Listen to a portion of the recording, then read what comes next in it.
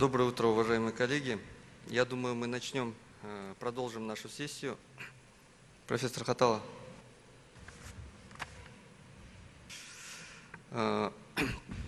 Сегодня у нас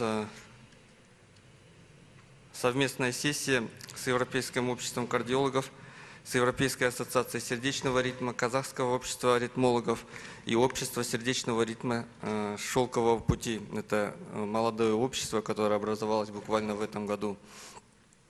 Так, и позвольте представить мне наш президиум. Это профессор Ласло Келлер из Венгрии. К сожалению, Белла Меркель не смог приехать, и вместо Белла Меркель, вот правая рука, можно сказать, Белла Меркель, очень опытный, известный профессор в Европе, Ласло Келлер, приехал и поделится своим опытом. Дальше у нас Максим Диденко, член образовательного комитета Европейского общества сердечного ритма, и с России, Санкт-Петербурга, наш давний друг и коллега. Дальше сидит у нас Фарид Алиев, президент кардиологического общества Азербайджана. Сейчас он активный член общества сердечного ритма шелкового пути. Дальше сидит профессор Хатала, вы все знаете, в этом году он избран на должность секретаря общества Ассоциации сердечного ритма, Европейского общества Ассоциации сердечного ритма. И в самом конце сидит доктор Роин Риквава, он профессор, он президент общества сердечного ритма шелкового пути. И мы решили вот организовать такую совместную сессию, поделиться опытом, знаниями. Ну, я думаю, народ соберется. У нас народ немножко непривычный к тому, что в 8 начинает. Хотя, я думаю, к 9 часам народ потихоньку соберется. Мы начнем нашу сессию. Первый доклад предоставляется доктору Ласло Келлеру. Сложные случаи имплантации левожелудочкового электрода при кардиосинхронизирующей терапии.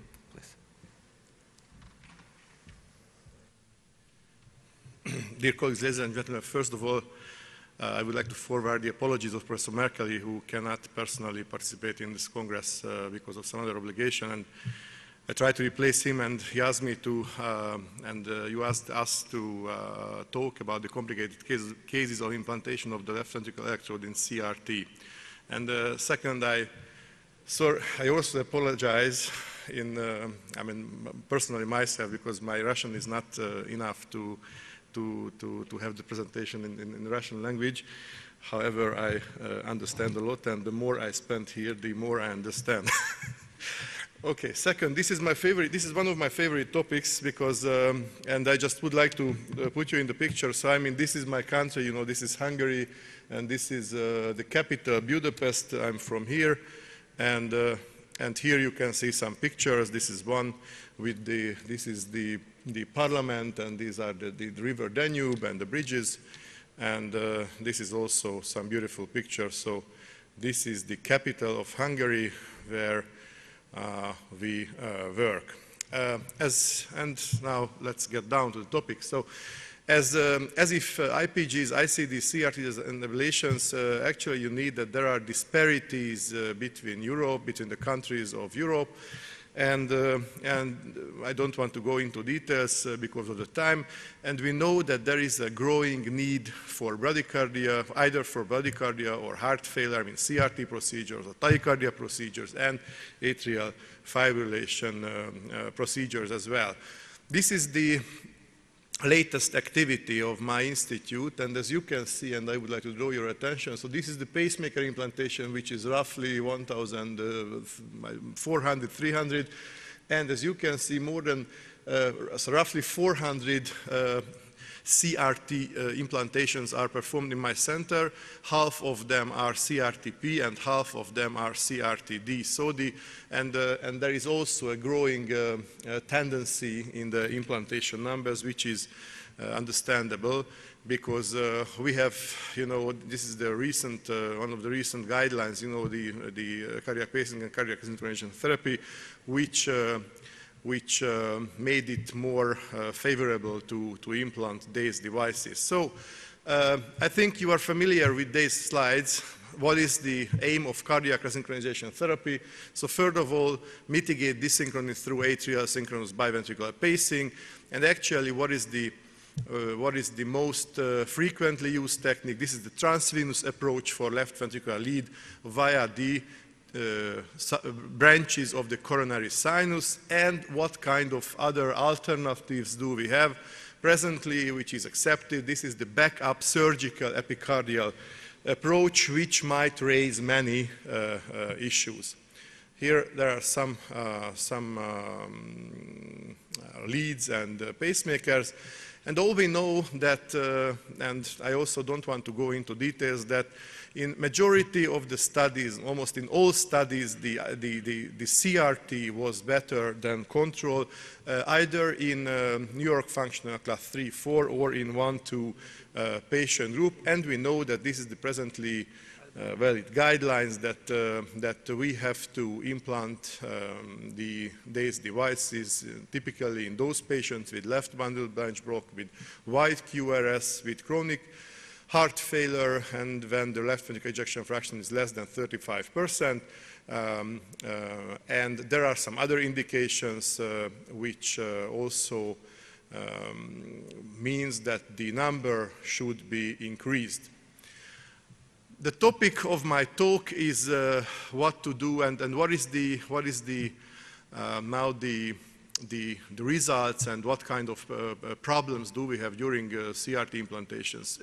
This is two big studies which were conducted on more than or roughly 1,000 patients each, and as you can see, either in the RAFT or the MEDIT CRT studies, which were performed in so-called high-volume centers, the initial success rate was 90 or so roughly 90%, which is the question is that is it enough that the initial success rate is only 90% in the highest volume centers? So is it acceptable? The answer is, well, this is due to the challenges that we might encounter during the implantation. So let's see them and let's see how to tackle with them. And the other very important issue that I would like to draw your attention is we know that in 30% of the cases we might encounter with suboptimal response. So the patient is non-responder. What can be the reason for this suboptimal response? And as you can see, one of the reasons might be, or not might be, definitely is the suboptimal left ventricular lead position. Why do I say that? Because if you see all the suboptimal AV timing, arrhythmia, anemia, biventricular, and so on, and so on, all these other problems can be corrected after the implantation. There is only one problem that cannot be corrected.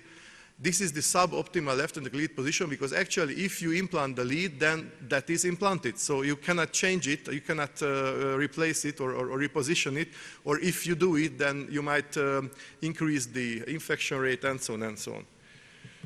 So these are the problems, the basic problems that you might come along with during the left ventricular lead implantation. So first of all, getting to the coronary sinus ostium, finding the coronary sinus ostium, advance the coronary sheath into the coronary sinus, cannulate the target side branch, advance the lead into the target side branch, finding the optimal left ventricular lead position, and so on and so on. You can reach that. The last one is to manage the implantation somehow when almost nothing is possible. So these are basically the biggest problems. So all steps can be a problem. And I would like to say I would like to show and share with you some experiences of us. First of all, this one, when there is a lack of getting there, So I mean, there is, as you can see here, there is a subclavian vein thrombosis or occlusion in this case, when we have to do something. And what can we do? Sometimes, if the stenosis is only a stenosis, not a definitive occlusion, then you can do a PTA, and with the PTA, finally, we were able to position the lead and to go through the subclavian vein to get to the coronary sinus ostium. This is the coronary sinus, and the problems are coming partly from the anatomy, and you can see there are many different anatomies of the coronary sinus.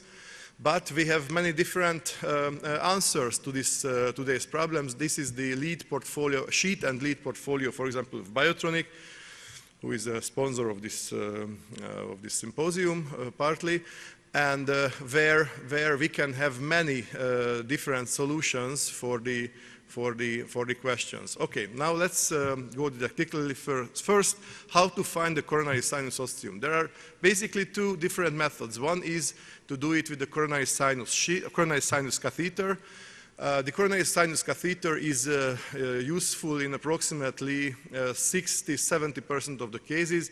According to our experience, this AMPLATS2 catheter is functioning better because the success rate of finding the coronary sinus ostium is higher than 90%, so 90–95%. Then where we are there, this is the second part, to be apply a guide wire and then basically this AMPLATS to advance the coronary sinus sheath.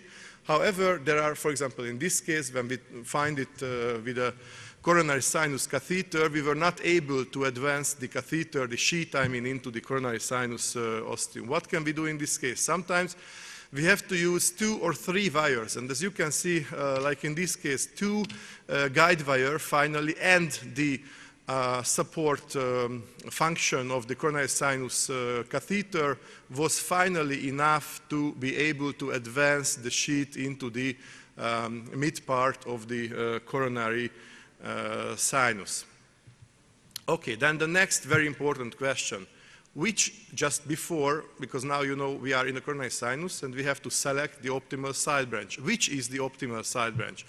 My question is that, for example, if you see this one, is it the optimal one?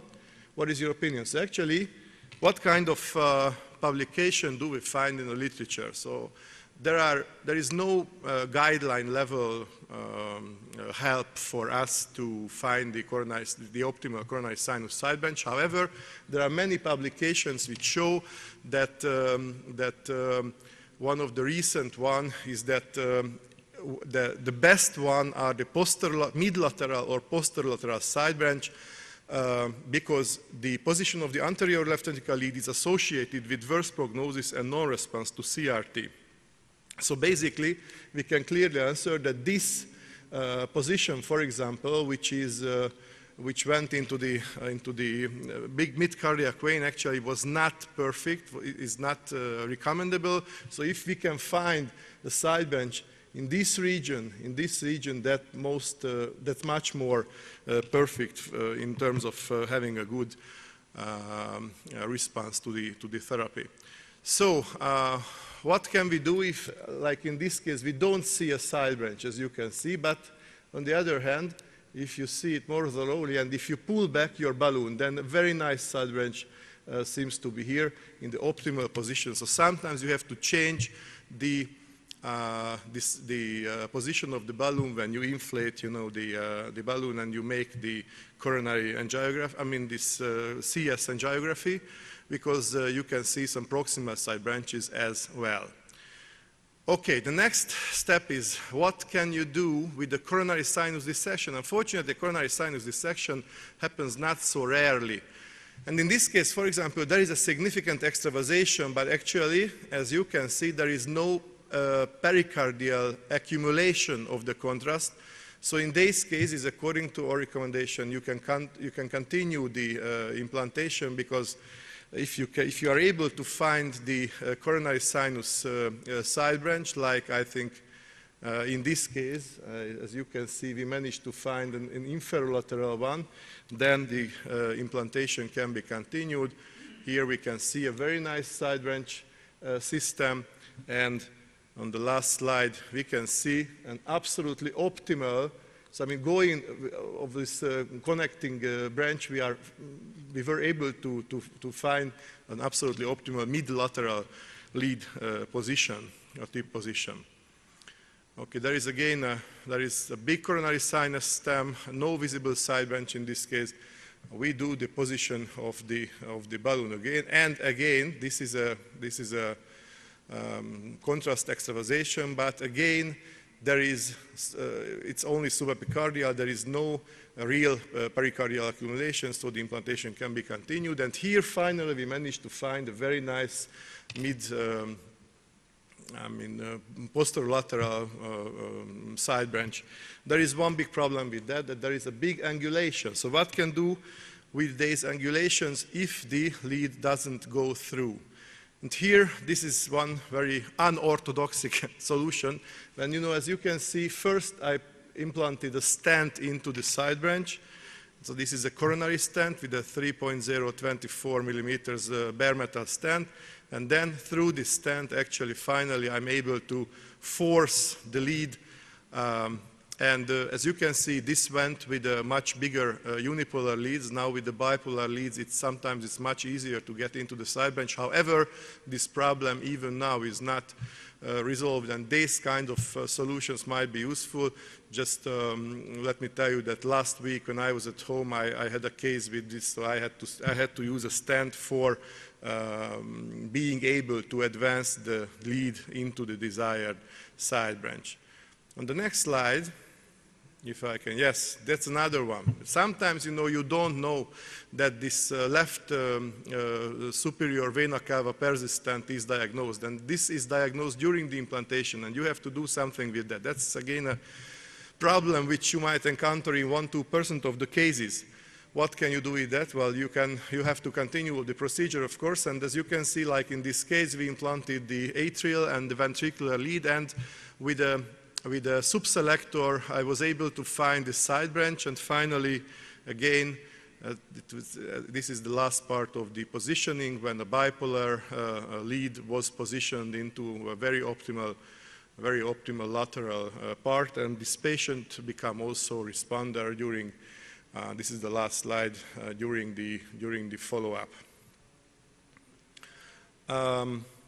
Yes, that's another very important thing. As you can see, this was a patient whose lead was implanted to this side branch, which is, we can say this is not an optimal one. This is not in the mid-lateral part of the heart. And what could be the reason for that? Let me go on before, and again, let me play it if I can. If not, then I hope. Okay. Yes. Yes.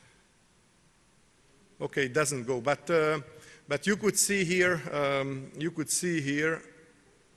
yes, so this is the problem here. The reason why I was not able to implant at the first attempt the lead is that there is a stenosis at the proximal part of the optimal side branch. What can we do in this case? Again, let's find a method for how to position the lead. This is when I do a balloon dilatation first, the balloon dilatation of that region, and then it was absolutely easy, no, not absolutely, but it was easy to advance the lead into the optimal side branch. And let me tell you that after more than 1 or 2 years non-responder state, this patient became responder 3 months after the upgrade because of the optimal lead position.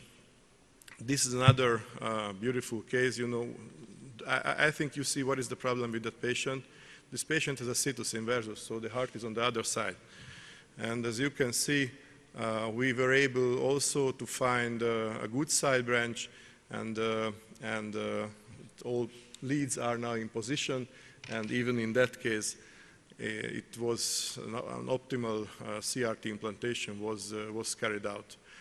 There's another very important issue, how can we keep the lead in an optimal position? How can we keep the CS lead? Because you know that basically the CS leads are passive fixation leads. And we worked out the CS stenting procedure, which we applied in more than 400 patients. And as you can see, the left ventricular leads were almost all companies' leads. And also the guide wires were normal guide wires. And the CS cannulation went with different cannulation tools from Biotonic and Medtronic. And these stents were used, which are usually bare metal stents. And this is the theory, and this is the problem of the positioning. So for example, in this case, proximally high threshold, distally phrenic nerve stimulation, this is the optimal position, and we want to keep the lead in this particular position. What can we do in this case? So as you can see, next the lead, I advanced a wire, and on the wire there is a stent here, and then we inflated the stent at this position, which kept the lead for long time here, and the result was excellent. And this is the final result from LEO projection. And I just would like to tell you that in the results we can say that no significant complication was observed, no pericardial effusion was observed when we applied it in more than 400 cases, and there was no significant increase of the left ventricular pacing threshold in these patients. Here you can see the left ventricular threshold and impedance changes, which were not significant after 6 months and 24 months. Okay, this is again a case actually when there is a stenosis here at the proximal part of the side branch, and we were not able to advance the lead, as you can see, so we have to do something. And again, the stenting first, just to get there. And after the stenting, okay, now we managed to make the way. And here, with a little forcing, you know, the lead goes through. And in this case, for the fixation, another wire is advanced, and stent-in-stent technique was used for the fixation of the lead in this perfect position. Well, with the era of the quadripolar leads, many of these problems were solved. However, we have to know, and I would like just to show one case when even in I mean, contrary to the fact, so this is, you know, this was a case of a quadripolar lead, and I just would like to show this one when there is one side branch which seems to be optimal. This is here, you know, but there is one big problem with it, even with quadripolar lead, that in all positions there is a phrenic nerve stimulation. There is only one position, the very distal one. When we push it ahead, then there is no phrenic nerve stimulation, and the problem is that we should fixate somehow the lead in this position, because otherwise it slides back always. And in this case, even in this case, we had to use, and we used definitely, as you can see there, a stenting which was able to fix the lead, and this patient functioning very well now. Okay. There are some solutions from the industrial part as well. This is the Medtronic's lead, which has a small hook or a helix, we can say, which can be screwed into the wall of the side branch, and on this way it can fix the lead as well. And this was our first implantation, which went very well without any problem. And the last part of my talk is what can we do when nothing is possible? And this was the first publication from my center in around 2012. So this was a patient where transeptal biventricular implantation was applied. And just let me tell you that just recently I had this presentation in Barcelona with our 10 years experience, and I can tell you that there are not so big problems with this method. So you can see that even on long term, the ejection fraction goes up and it stays relatively high, and so the long term results are also encouraging. How do we do it nowadays? This is the transeptal puncture, a normal transeptal puncture in a patient who had earlier, prior this intervention, he had a DDD ICD implantation, and Then we do a dilatation of the septa region, and as you can see, we go through from the superior approach. We use a sheet and a steerable catheter here, and we go through with the sheet into the cavity of the left ventricle. And now this is the minute when I can push through my sheet into the cavity of the left ventricle, and after that we fix the lead in the lateral part of the left ventricle, and this is the final lead position of this patient, resulting in a very good long-term threshold and functional status. Yes. Yes, this was, you know, we had this publication, this Alsing publication, which was a special lead, which was developed by the Medtronic company, and more than 100 patients were enrolled into this study, and this is how we did it. So there is a transeptal dilator, and with this transeptal dilator, we went through the septum with applying radiofrequency, and then when the transeptal wire was pushed through, then we were, as here you can see, this is when the transeptal wire here in the cavity of the left atrium now.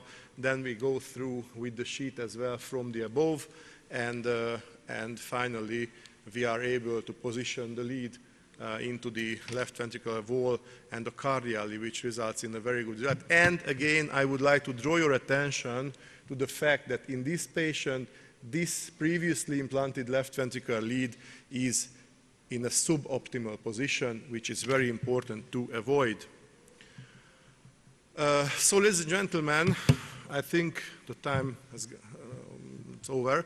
So, as a conclusion, we can say that there is a growing need for optimal resynchronization therapy due to the new guidelines, and the technical problems significantly contribute to the responder-non-responder issue, and most of the problems can be solved even with the presently available tools.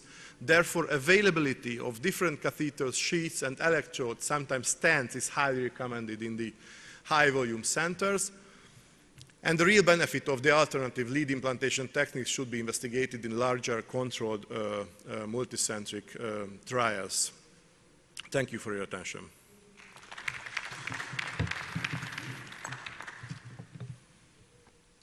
Thank you very much, Professor Laszlo Keller.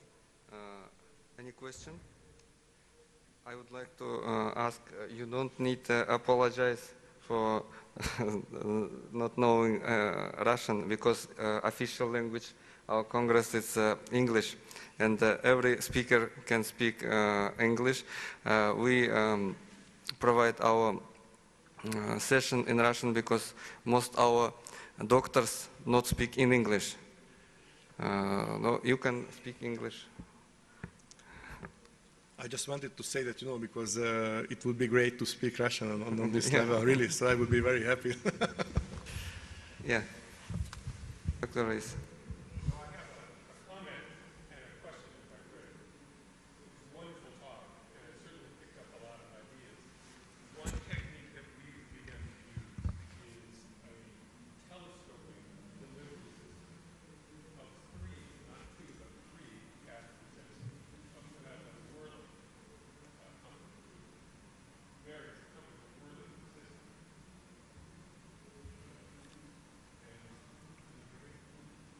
No, you have to switch it on, I think. Yeah, now, try it now. Hello. Yeah. So the Worley system, if you've seen it, is particularly beneficial in these sorts of situations because you can not only subselect with a, let's call it the middle catheter. So once you're in the coronary sinus, subselect with a middle catheter. But there's an inner catheter that's about 4 French that will actually go out distally, and you can inject through it and deliver a wire, and then with the middle catheter, deeply select into the subselected vein and put out a 4 French lead. It's incredibly useful, particularly for those of us who aren't very good at it. It's very, very helpful system. I don't know if you've ever seen that or if it's available to you. To be honest, I don't have experience with this, but I totally agree with you that these kinds of telescopic systems are absolutely mandatory.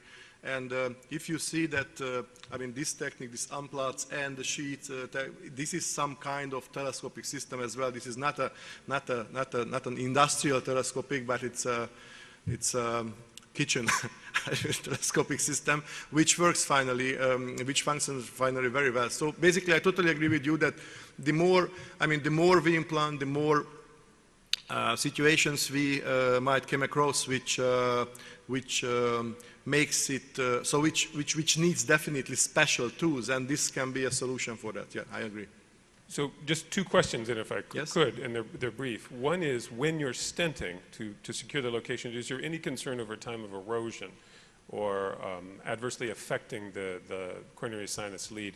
And I'll leave that to answer. But the other question then is, when you're selecting patients, how often do you put in biventricular pacing systems for patients who have a normal ejection fraction, but you know are going to be pacing more than 40–50% of the time? Could I leave you with those two questions? Okay, let me answer first the second. So actually, if we see the present guidelines, then actually we have indication for that. So actually, if the rate of the pacing might be expected high, I mean quite high, then we can afraid of deteriorating of the left ventricular function. So I think in these cases, there is an indication for the implantation of CRT devices, and we do it accordingly. So actually we do, in these cases, we use CRTP, pacemaker, CRTP, because it is cheaper and there is no indication for defibrillation. And I think we can clearly see that these patients functioning well, so this is a very good solution for this, and we have to consider this option. I absolutely agree with you. The second question, so what the stenting? So you know, the stenting of the coronary sinus is very similar to the coronary artery stenting. There is one special problem, that sometimes there are some angulations, and when the heart is contracting, you know, the angulations and the vein do like this, and it can break the stent, and sometimes you are not able to go through. I had some patients where I did the stenting, you know, just to get there, and because of this kind of movement of the vein, finally, it was not possible, so I had to select another one. However, there is no problem with the stenting after the implantation, so at least we haven't seen any problem with that before. That's why I dare to present it here. And we also didn't have any problem with the lead extraction. So when a normal stenting was performed and we had to extract the lead, only with pulling it was possible. So it just keeps it there during the implantation, and I think during the first 1 week or 2 weeks are the most important one, because then the ingrowth starts, and finally it will keep it in its position. But and the most cases of the lead dislodgement happens during the immediate postoperative period. Professor. Laszlo, thank you very much for the very impressive images of your skills and competencies. I would like to ask you concerning the last mentioned approach. Obviously, the ideal way to achieve resynchronization is to stimulate from the endocardium, because normally there is no mammal heart which is activated via epicardial network. So do you believe that the new leadless pacemakers offer realistic options that in 5 years we do not have to care about coronary sinus? How do you see that? To be honest, that's an excellent question, first of all. Second, one of the biggest problem, I would say, issue, you know, with the transeptal biventricular pacing is the issue of anticoagulation.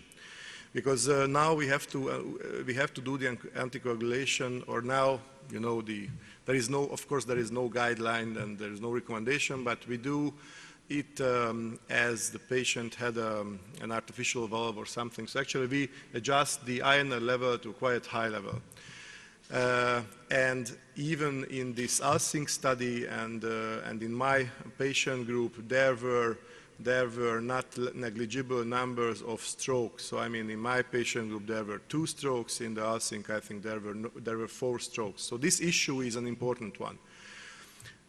With the era of the leadless pacemakers, and leadless, I mean, particular there, which is able to stimulate the left ventricle from the endocardium, and with the era of I mean, fixation in a way where the ingrowth can finally cover the entire area, you know, without any, I mean, covering endocardium, I mean, the entire particle which is implanted to the left ventricle, this issue will disappear.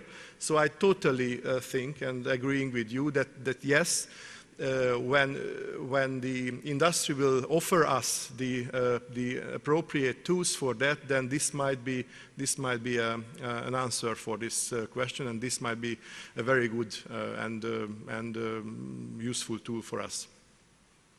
Thank you. Николай, please. Thank you very much for that beautiful presentation. And what about right ventricular lead? Do you care about position of right ventricular lead, and in some cases maybe you choose septal or apical? Can you comment? Yes, that's again an excellent question. So in my center, we always try to position the lead in the septal region. So not typically apical. So we try to avoid the apical position. We try to find the septal position. We know that as far as I know, there is no clear answer for this question, which is better, which is not better, because there are benefits and drawbacks on both sides. But it seems to be that applying the septal position, it might be, I mean, the responder rate might be affected. However, I know that there is no real publication which would address this issue.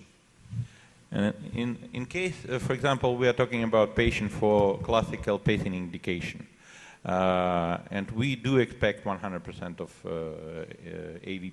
I mean, ventricular pacing. Yes.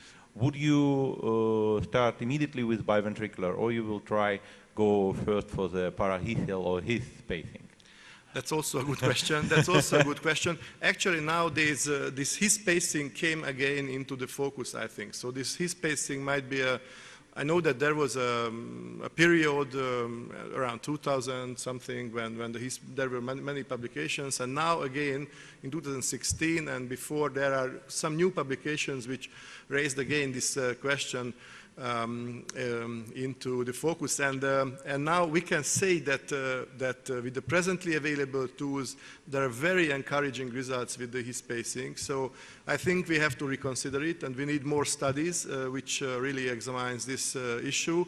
And the answer is yes, it might be useful in some particular cases.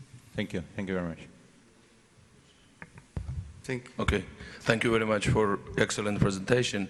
And my question is, how do you start angiography? Always with balloon, or you are injecting inside the sheet and after do the... Actually, this is Hungary. This is not so wealthy country than yours. So actually, if we can avoid...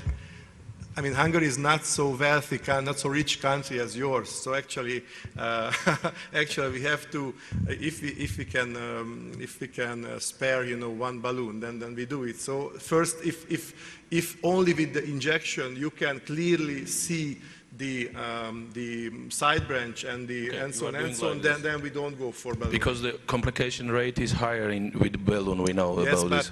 But there are some, these were, you know, from the initial times, so there are some other techniques, like for example, if you, now my technique is, and you can no more, I mean, contrast extravasation, you go up with the sheet first, you know, then you go up with the balloon until the tip of the sheet, but not out, only until the tip, and then you pull down the sheet, okay? So this is some kind of protected positioning, and with this there is no more complication like that. But these cases were another cases before. No, these cases were, come on, these cases are, I don't know. Thank you very much. You could see unipolar leads, so it was 10 years ago, but I think beautiful ones, but not recent cases. Thank you. Okay. Thank you very much. Very interesting. Next presentation, electrophysiologist influence of anatomy of left bundle branch of geese from CRT to TAVI, Professor Robert Hatala.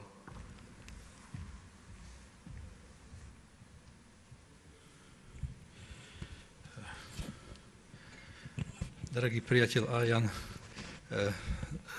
уважаемые коллеги, дорогие друзья, прежде всего я хотел бы поблагодарить организаторам за приглашение на ваш конгресс, на этот симпозиум.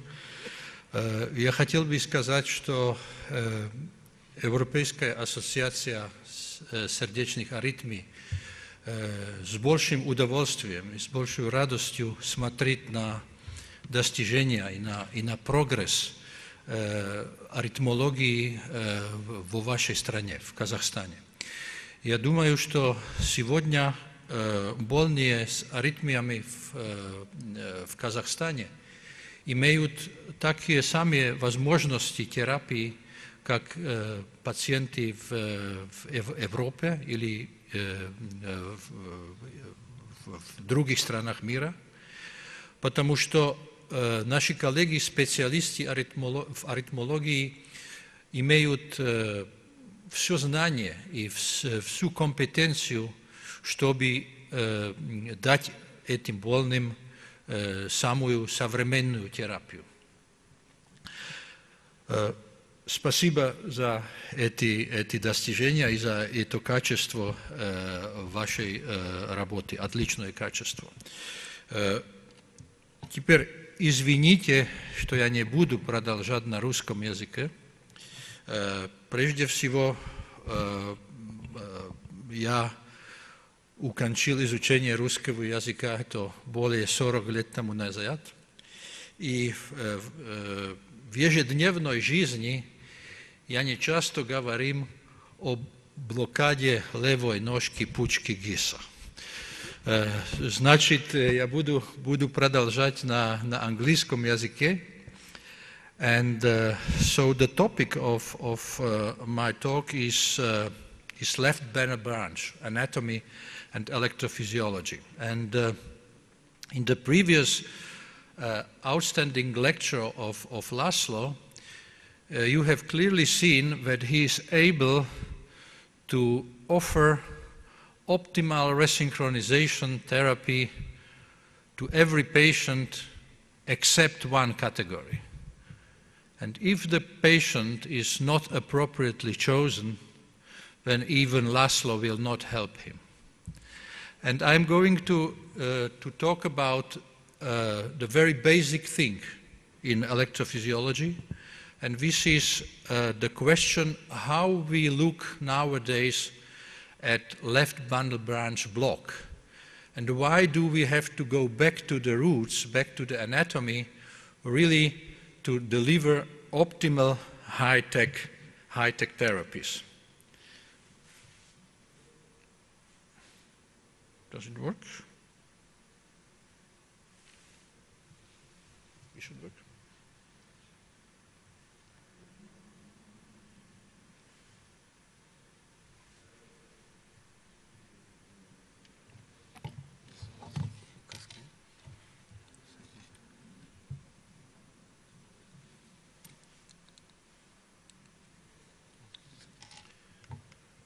Okay, very good.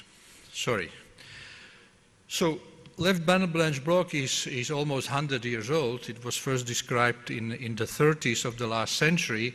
And what was clear very soon that patients with left bundle branch block have a poor survival, which is usually less than 5 years after the diagnosis. However, there are some patients where left bundle branch block is considered just an ECG anomaly, and otherwise they have normal left ventricular function and no further pathology.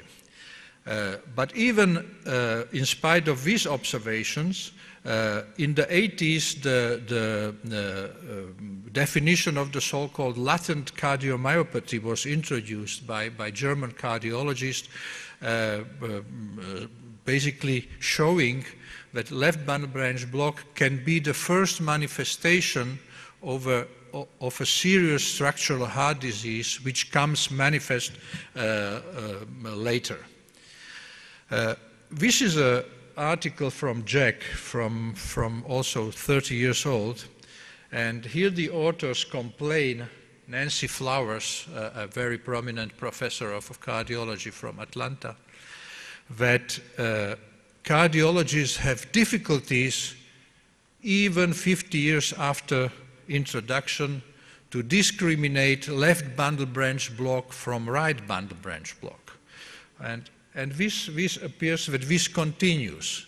We did achieve some progress, but not a terrible one.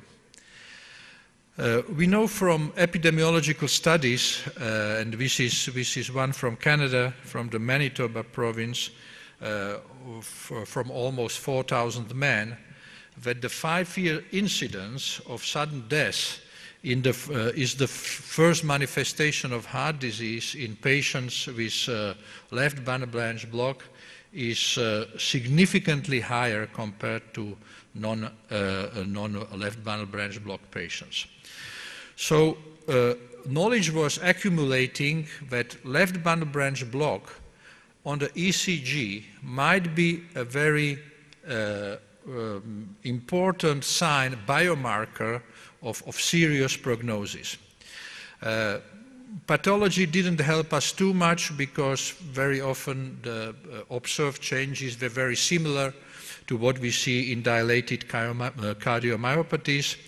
But it became evident later that desynchronous activation due to left bundle branch block is sufficient to produce heart failure. And this basically is derived mainly from patients with long-term right ventricular apical stimulation, but also recently from patients after aortic valve replacement, catheter aortic valve replacement, where left bundle branch block appears to be a very adverse sign of prognosis.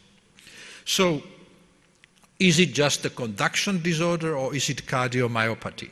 Well, this is a little bit like the discussion what was first, the egg or the chicken.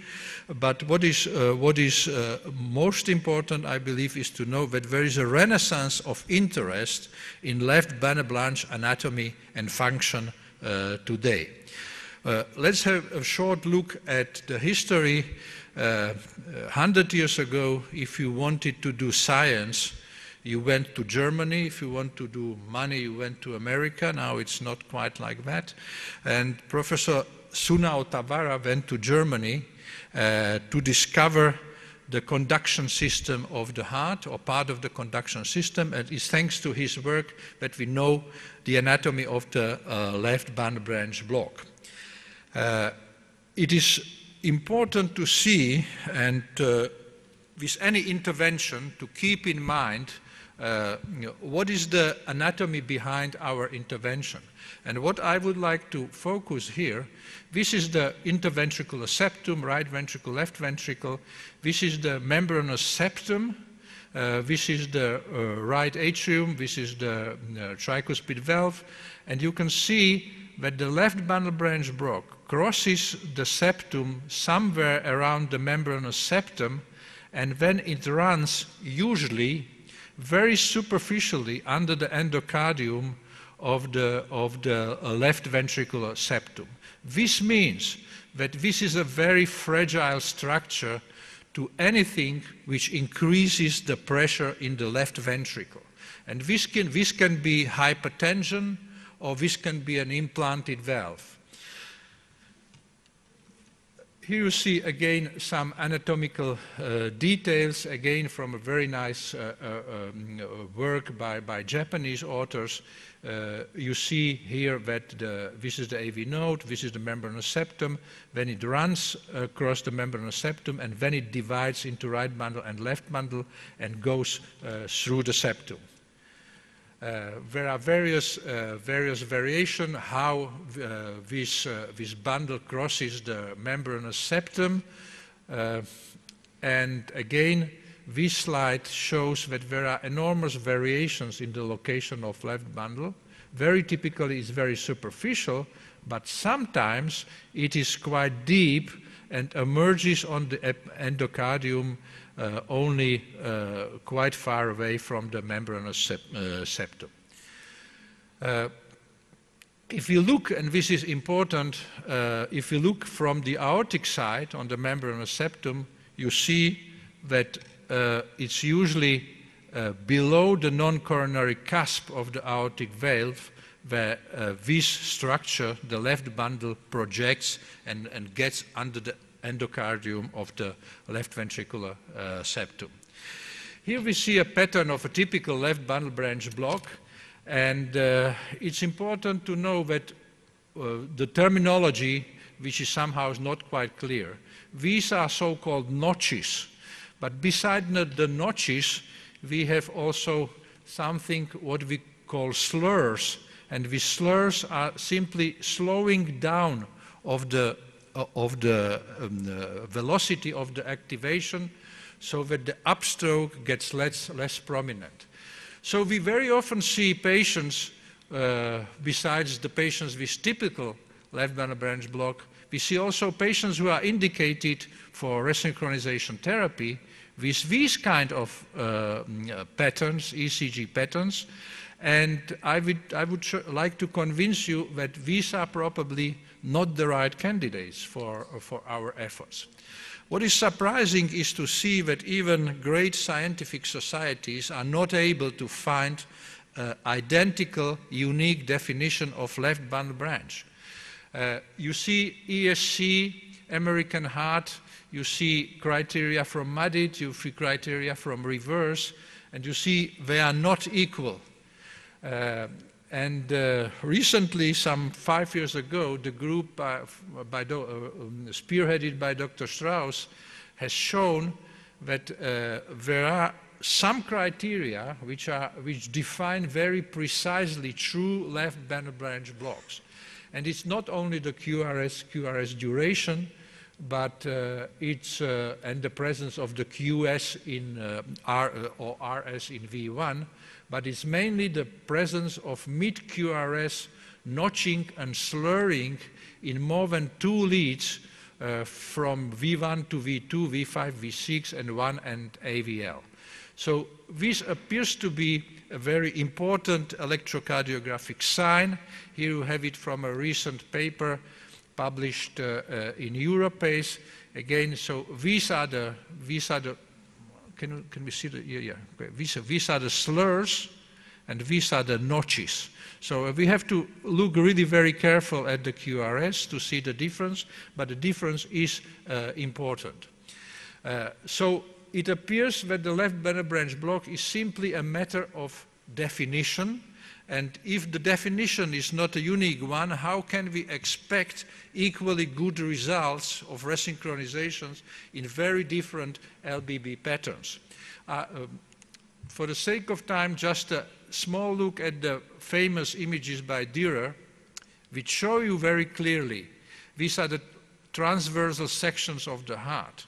In normal heart, with normal ventricular activation, the septum is activated from left to right, never from right to left. And this is the reason why you have Q waves in V5 and V6. So there is virtually no true left bundle branch block which does not have, which has a Q wave in V5, V6. In order to be truly left bundle branch block, it can't be a Q wave there. This is a nice work by the group of Strauss showing this activation again under normal conditions and under left bundle branch block. And the difference is, as you can see here on the transversal section, the activation of a normal septum goes from left to right, and the activation of a septum in left bundle branch block goes from right to left. And this is the most important difference which distinguishes true left bundle branch blocks from left bundle branch block patterns. And they have done also a simulation here. You see the more delayed is the more blocked is the activation of the septum, the less Q wave will you have in V6. It gradually decreases with the increasing degree of block. So these three diagrams again show three types of left bundle branch block patterns according to various definitions. This is the original, the old one by Wilson, and used also for most of the studies of the clinical trials. This is the American Heart criteria, and these are the criteria by Strauss, which avoid overdiagnosis of complete LBB in patients who have usually left ventricular hypertrophy and left anterior fascicular block with a slightly prolonged QRS. And it appears that up to 50% of CRT patients might be from this category. And I believe that these are the true candidates for non-responsiveness. And then even with the best skills and with best optimizing echo efforts, we simply cannot achieve synchronization because there is nothing to synchronize with the approach we are using. Okay, so you see again here these various criteria. I would skip to this strict criteria. You see QS in V1 or small r in V1. You see slurring and notching in V6, no Q wave, and again notching in AVL and 1. So these are the most reliable diagnostic criteria. This is the summary of these criteria. And this is the performance in terms of sensitivity and specificity. And if we want a balanced sensitivity specificity parameter, it appears that these three criteria offer the best option. If we look from this point of view at the most recent guidelines, we will see that probably all these 2A and 2B patients, which can be very numerous in everyday practice, are in fact relatively poor candidates for resynchronization. The Italian group of Professor Padeletti has shown that those patients who have a typical LBB pattern according to the strict criteria have a much better outcome in terms of cardiovascular death and need for hospitalization compared to those who did not have a typical LBB. And this is understandable because these are the good responders in contrast to those with the poor prognosis. In our small sample, we have looked at the response rate of strict versus loose criteria, and the difference was very striking.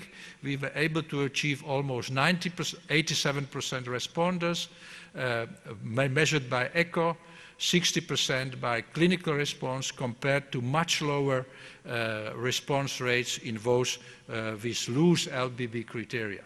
So, ladies and gentlemen, I believe that exact ECG diagnosis of genuine left bundle branch block is the most effective tool for improving efficacy and increasing responsiveness and cost effectiveness of CRT therapy. Now, the other aspect I would just briefly touch with left bundle branch block became very important clinically in the last years with the introduction of transaortic aortic valve replacement.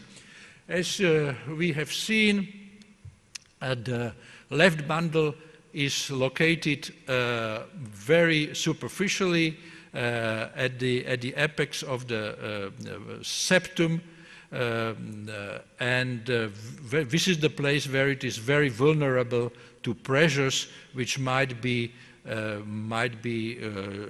determined by the implantation stent there. Here you see a nice picture about there is quite a lot of variability of where the membranous septum is, and the left bundle should be here somewhere. It can be directly below the non-coronary cusp, but it can be also shifted towards the left or right coronary cusp. I'm not going to into detail that. This is the job of interventional cardiologists and surgeons who are talking in another room. But basically, one of the possibilities is implantation of a self-expandable aortic valve or a balloon expandable aortic valve. And the incidence of left bundle branch blocks, which is not low in this procedure, is certainly determined by many factors. One of them is experience.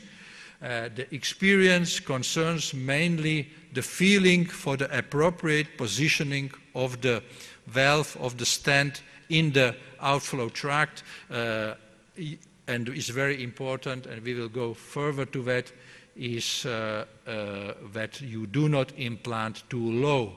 And this was clearly seen also in this paper, that experience means that you keep the stent relatively high to avoid this area. You can see this with the most used implants. One is the Edward Sapien and one is the core valve. You see that they are different, and the core valve has an expandable shirt which will further expand after implantation, and this is the part of the stent which might destroy the left bundle. We can measure that directly during the procedure.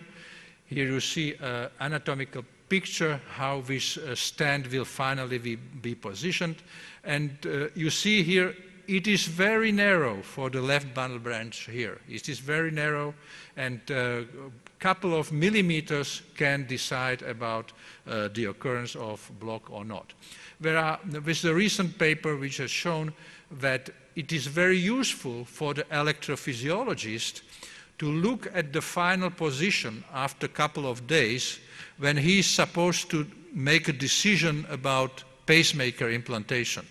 You can measure the area between the aortic valve ring and the end of the implant, and you can decide whether this is going to be a serious, probably permanent LBB or not. And as you can see here, from this series of over 300 patients, almost half of the patient had serious conduction abnormalities. Again, relatively complicated diagram just to remind you that the percentage of patients with persistent left bundle branch block is not low. It's not low, and overall it's somewhere between 20 and 35%. What is more important is to see that these patients have an adverse prognosis. There is a significant difference between patients who have a left bundle branch block post-TAVI compared to those who do not have significant differences of overall survival and 1 year mortality. This was confirmed by, also in another paper by the same group. Twice the mortality was 50% higher for new LBB blocks post-implantation.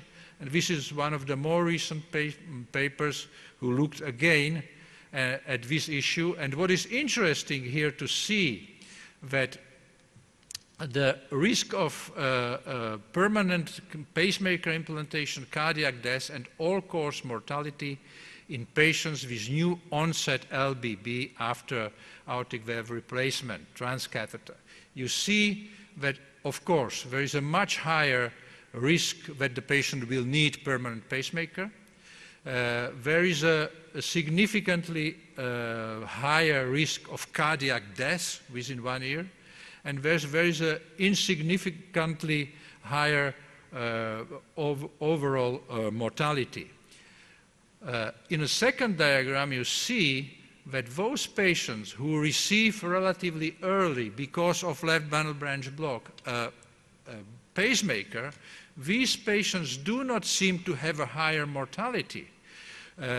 overall, and on the contrary, they have a significantly lower cardiac mortality. So this data should maybe tell us that we should be more aggressive in terms of implanting a device if a LBB appears after aortic valve replacement, because this study showed there is an increased risk of cardiac death, and there is no impact of permanent pacemaker implantation on cardiac or all-cause death at the follow-up. Of course, this follow-up might be too short, and further research here is needed. Again, here I will focus your attention only on this part. Left bundle branch block, this increasing duration of QRS is a significant determinant of sudden cardiac death mortality in post-TAVI patients.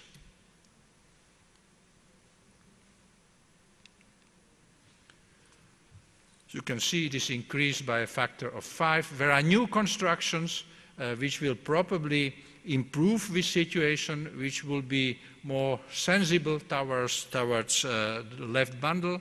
But I would like here to underline that it is also TAVI patients usually meet the criteria for CRT. There is limited experience of CRT pacing in TAVI patients. This is very surprising. Okay. And this is my very last slide, ladies and gentlemen.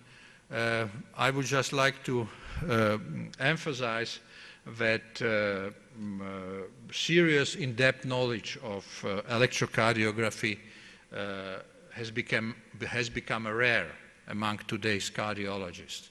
I believe that it's the duty, especially of our electrophysiologic community.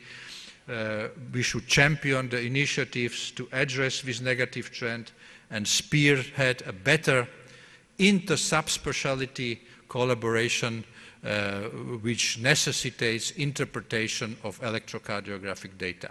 Thank you very much for your attention. Thank you very much. Any question? I might have one question. So you just raised this issue regarding the CRT implantation in this patient group, like this. So you just raised this issue regarding the CRT implantation. I know that there are no studies, I mean, no big studies, but what is your personal opinion about this? So would you recommend to implant a CRT in these patients, so a new appearing left bundle branch block after TAVI implantation, or would you, I mean, consider only a DDD pacemaker implant? What is your personal opinion about this issue?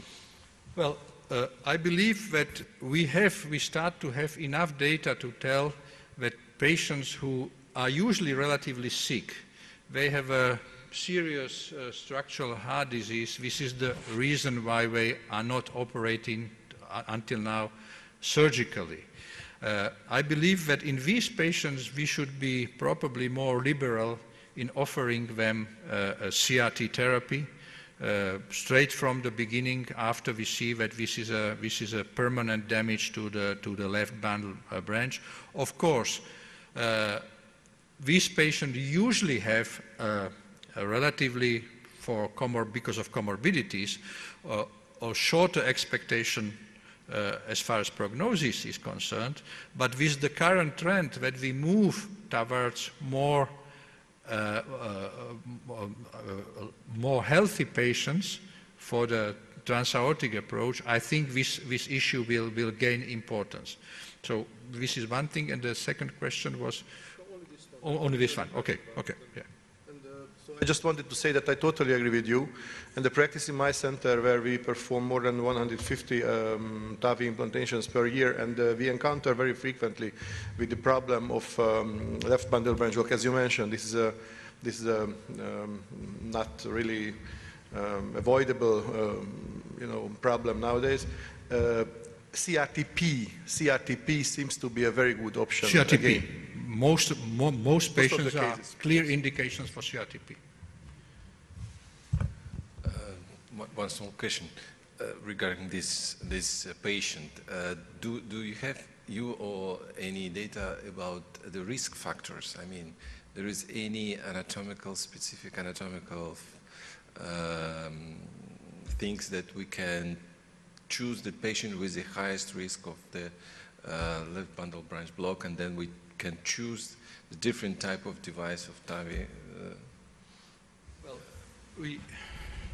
we have some data on that, but since TAVIs are performed by interventional cardiologists or surgeons, they usually do not look too much in detail on the ECG. So it's usually an electrophysiology fellow which retrospectively analyzes the ECG. So all what we know, that the patient who is at the highest risk is the patient with a pre-existing conduction disease.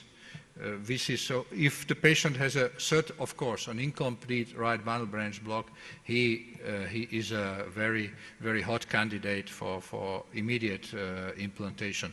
But otherwise, I think we until now we do not have enough data to discriminate the further risk stratifiers. But I believe that it's a very nice model, because usually with these patients, if you have LBB, you have the LBB of the strict criteria.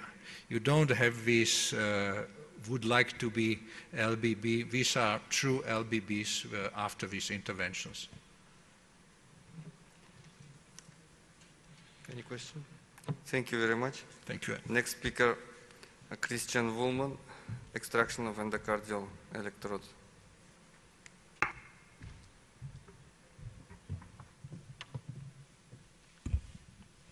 Dear Chairman, dear ladies and gentlemen, my name is Christian Wollmann from Austria. I would like to thank to the organization committee and to Dr. Ayan for inviting me to speak here in Astana about extraction of endocardial electrodes. It's a great pleasure for me to be here. I would like to give you an overview about definitions, about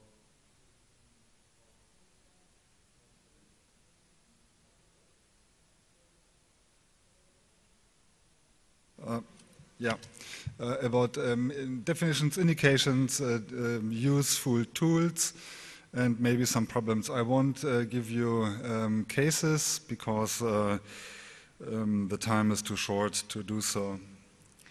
There are two publications I referred to. This is one published in Europace a couple of years ago, Pathways for Training and Accreditation of Transvenous Lead Extraction, a European position paper, and Transvenous Lead Extraction published in Heart Rhythm 2009 as an expert consensus on facilities, training, indications, and patient management. All centers, all colleagues who are dealing with lead extraction should know those publications. Before we start talking about lead extraction, we should make some definitions. Lead removal means removal of a pacing or defibrillator lead using any technique. Lead explantation means lead removal using simple traction techniques from venous entry site without using, for example, locking stylets or telescoping sheets or femoral extraction tools. Lead extraction per se means removal of a lead that has been implanted for more than 1 year, or a lead regardless of the duration of implant requiring the assistance of specialized equipment that is not included as part of a typical implant package, and or removal of a lead from a route other than via the implant, the former implant vein. Implantable cardioverter defibrillator leads may require specialized extraction equipment even when they implanted less than 1 year. Those publications I refer to do not deal with surgical removal. The next definitions I would like to give you are what is a complete procedural success. That means removal of all targeted leads and all lead material from the vascular space with the absence of any permanently disabling complication or procedure-related death. Clinical success means a removal of all targeted leads and lead material from the vascular space, or retention of a small portion of the lead that does not negatively impact the outcome goals of the procedure. For example, if you left or lose the tip of a lead in the right ventricular apex. Or conductor coils or insulation or both, when the residual part does not increase the risk of perforation, of embolic events, or perpetuation of infection, or cause any undesired outcome. And failure means inability to achieve either complete procedural or clinical success, or the development of any permanently disabling complication or procedure-related death. Concerning the indications, nowadays, or even in our center, around 50% of the indications for lead extraction are based on infection of the devices, mainly pocket infections or systemic infections. And there are certain class 1 indications dealing with infections, and the guidelines or the expert consensus say that complete device and lead removal is recommended in all patients with definite CIED, system infection as evidenced by valvular endocarditis, lead endocarditis, or sepsis. And that we can go through all those class 1 indications. That means pocket infection as well. Pocket infection means don't try to clean the pocket, don't try to work on the pocket. The only successful way to stop infection is to extract and explant the complete system.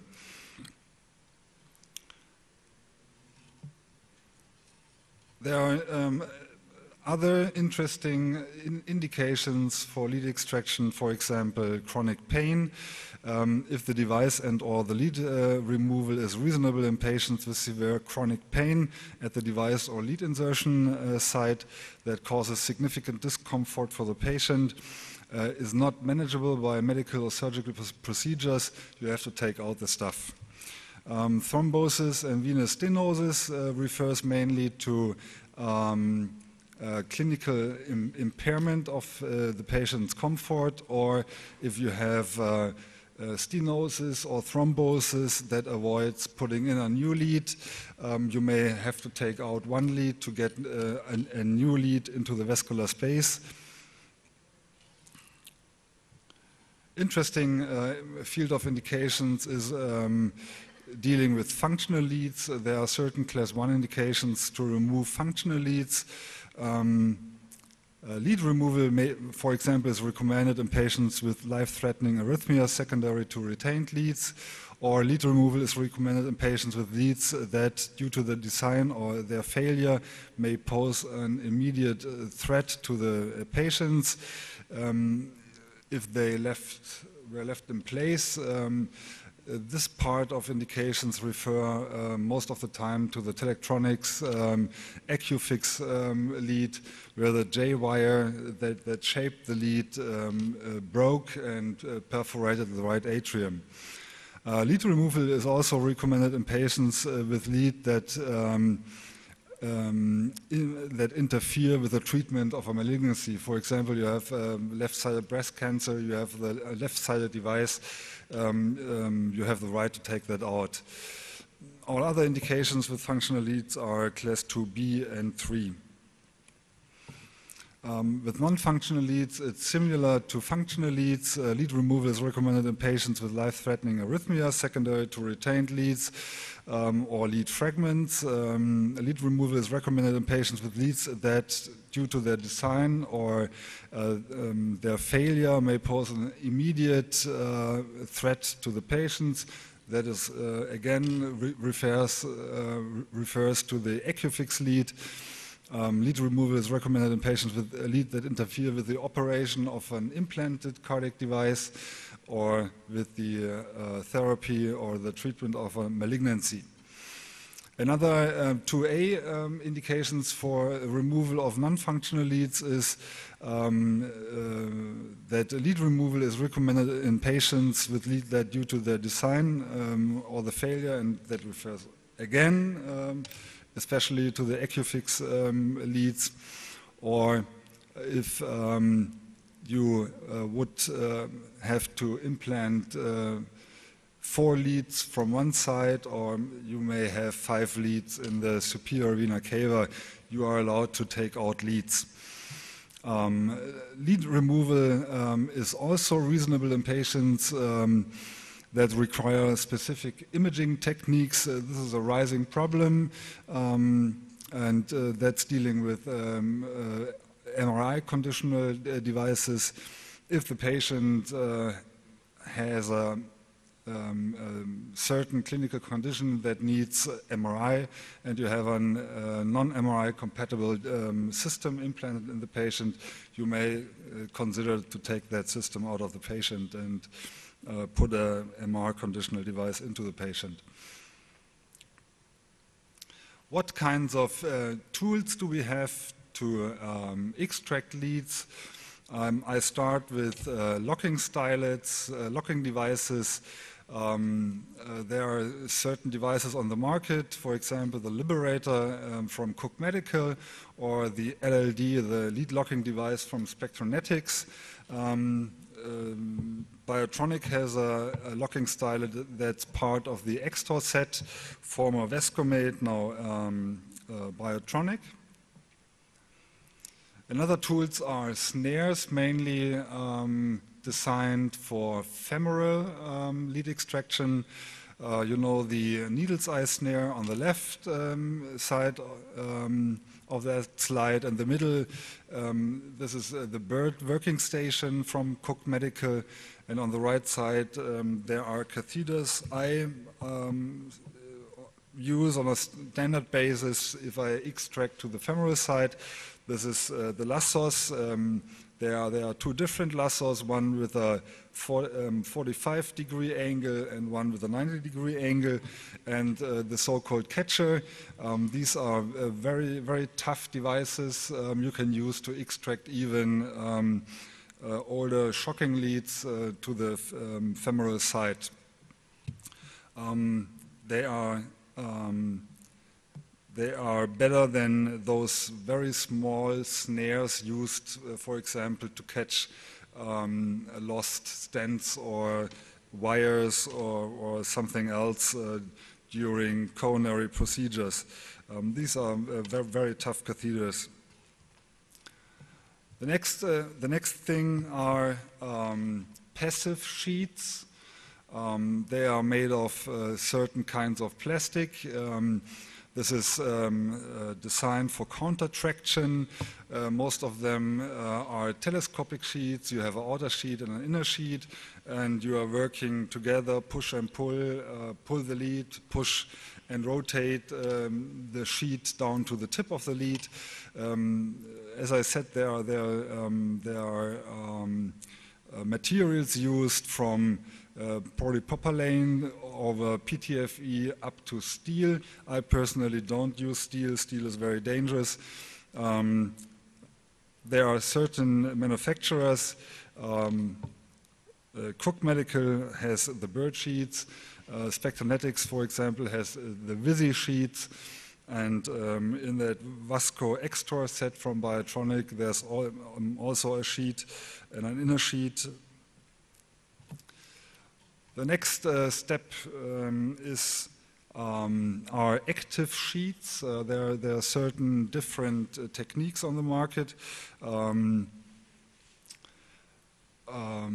I think more of an historical importance are the cautery sheets, that Perfecta tool from Cook Medical. We used that in Münster in Germany.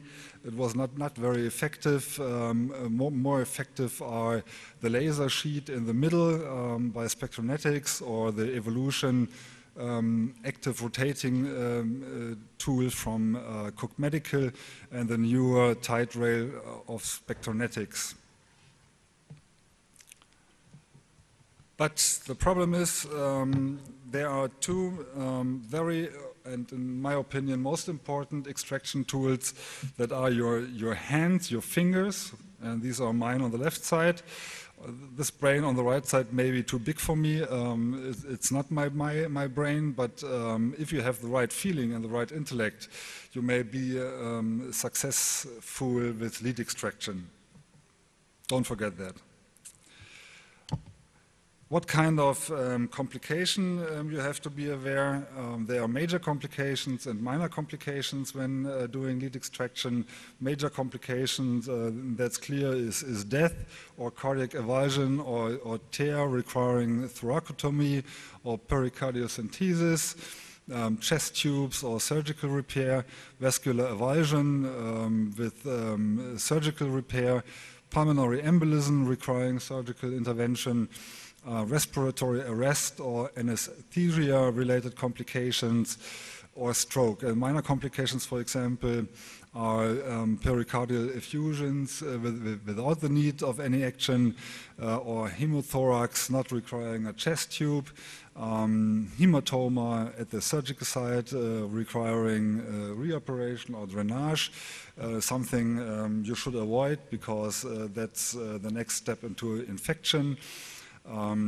Hematoma at the surgical site, arm swelling, vascular repair near the implant region, hemodynamically significant air embolism, for example, it's very rare, or migrated lead fragments without sequelae, blood transfusion, pneumothorax requiring a chest tube, that's all minor complications.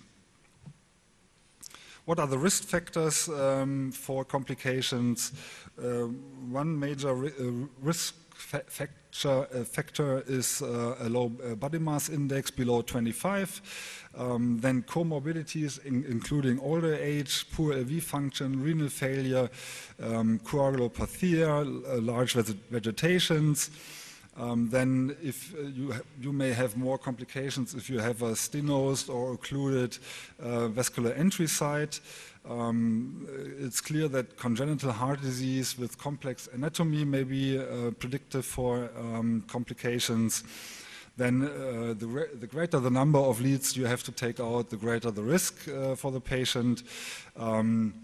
Especially passive fixation leads are more complex to be extracted. Non-isodiametric leads, what means isodiametric leads have the same diameter from the tip to the plug. Dual coil shocking leads, that's maybe historical, and an implant duration more than 1 year may increase the risk during the extraction procedure. Another problem may be the design or complexity of leads. For example, the Sprint Fidelis lead or the Riada leads are low profile leads, and they have a greater risk to get apart during an extraction procedure. What are the critical regions during lead extraction? It begins at the vascular entry site, especially when the leads were inserted by blind puncture. The problem with this is that sometimes, and if you do blind puncture or to medial puncture, that you go through the ligament or the musculus subclavius, the subclavian muscle. This is a region where leads fracture, where leads are compressed in the future, and sometimes it's very difficult to get or to achieve vascular entry because the lead was inserted through that muscle or that tendon.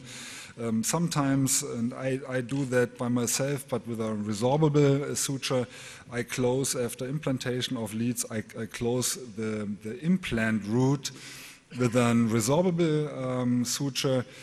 Some operators do that with a non-resorbable suture, and then you wonder that you cannot achieve vascular access because they used a non-resorbable silk, for example, silk suture, and that may be a problem to get into the subclavian vein or into to get the lead out. The next problem is the anonymate vein. Usually the proximal coil of dual coil leads are placed in the junction of the anonymate vein and the SVC. Then we have a problem, and this is a critical region, that junction between anonymate vein and SVC. Sometimes the route of especially laser sheets is not going down into the right atrium, but straight directly into the right lung. The passive fixation leads placed in the right atrial appendage are a problem because the right atrial appendage is very thin. You have a relatively high risk of tear of the right atrial appendage. The next problem, especially with left ventricular transvenous leads, is the ostium, the CS ostium. Sometimes there's a fibrotic adhesion that makes it difficult to get out an LV lean, which usually is definitely no problem. The next area is the bottom of the right ventricle, especially in patients in shocking leads. It's clear that the apex, especially with passive fixation leads, is the next area you can get in trouble because the apex is very thin as well. If you tear the superior vena cava, there's a relatively new device on the market that is called bridge balloon. If you have a problem here in the vena cava superior, if you have a tear, you are in big troubles. Troubles because it takes, let's say, 2 minutes and the patient is dead because of the massive blood loss. And in case you produce a problem in that area, you can put a 8 centimeter balloon into the vena cava superior to occlude the vein and transfer the patient directly in the heart surgeon's operating theater. And I would like to conclude that the need for lead extraction is a growing problem of current device therapy, especially due to infection. Some difficulties of lead extraction may be determined by initial implantation technique, for example, using passive fixation leads or blind puncture. Lead extractors and extraction centers should be familiar with all tools and techniques of lead extraction, and this is something that the expert consensus say. If you extract leads, you should know all the techniques and the tools, and you should have all the tools on stock. And in my personal opinion, it's very important before you start to extract a lead to ask the question, why do I have to extract the lead? This question is easily to answer in case of infection, but sometimes it may be not that very clear why a lead failed, but before you take out the lead, you should know why you have to do it. So, and the one who implant or doctors who implant devices and leads should look ahead for future lead revision. Lead revision will come sometimes, and they should consider not to puncture the subclavian vein in a blind fashion, not to use passive fixation leads, and maybe today not that important to avoid using dual coil shocking leads. Thank you.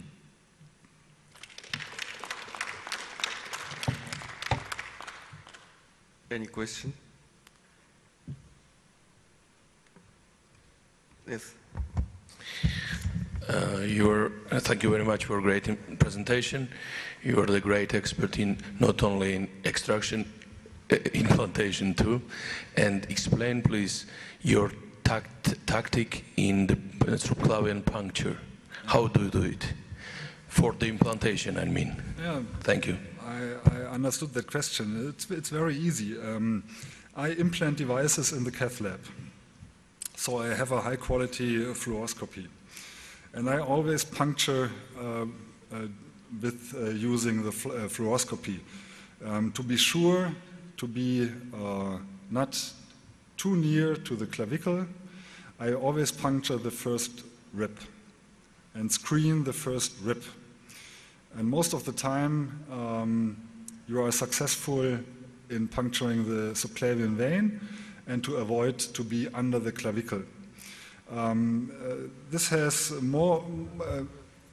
not only the advantage to avoid subclavius crush, but my number of pneumothoraces is very low. I implanted thousands of leads, and I have below 10 cases with pneumothoraces. So if you know where you are with your needle, you avoid subclavius crush and you avoid pneumothorax. This is my technique, and it seems to be successful. So. And always under the fluoroscopy or puncture? I always puncture, under the always with fluoroscopy. Right. Thank you. What do you think about the axillary puncture, first of all, in terms of lead? What do you think about the axillary puncture, first of all, axillary vein puncture? And do you use the Catholic vein preparation for lead? Introducing the lead. No, I'm a cardiologist. I don't do the cephalic cut down. No, I don't use a cephalic cut down. It's reasonable to puncture the axillary vein. I always do that usually after giving some contrast when I didn't find the subclavian vein, because sometimes the subclavian vein very, very early goes under the clavicle. And then you have no chance to puncture the subclavian vein. So I give 10 milliliters of contrast or the brachial route. See where the axillary vein is and puncture the axillary vein. I know that there are groups that say define the axillary vein by echo and then puncture the axillary vein. Most of the time, in my cases, most of the time there's no need for that. But it's a good idea because if you puncture the axillary vein, you are outside the thorax. Definitely. So you have no chance to produce pneumothorax, no chance to produce hemothorax, and you have no chance to produce subclavius crush. That's definitely a good idea. In terms of extraction of the lead, what's the difference between subclavian and axillary? As I said, if the lead was implanted with a blind puncture technique, it may be the case that the lead stucks in the subclavian muscle or in the tendon of the muscle. Sometimes it's only a tendon. And then you have big problems due to calcification to get through that area, especially with a passive sheet.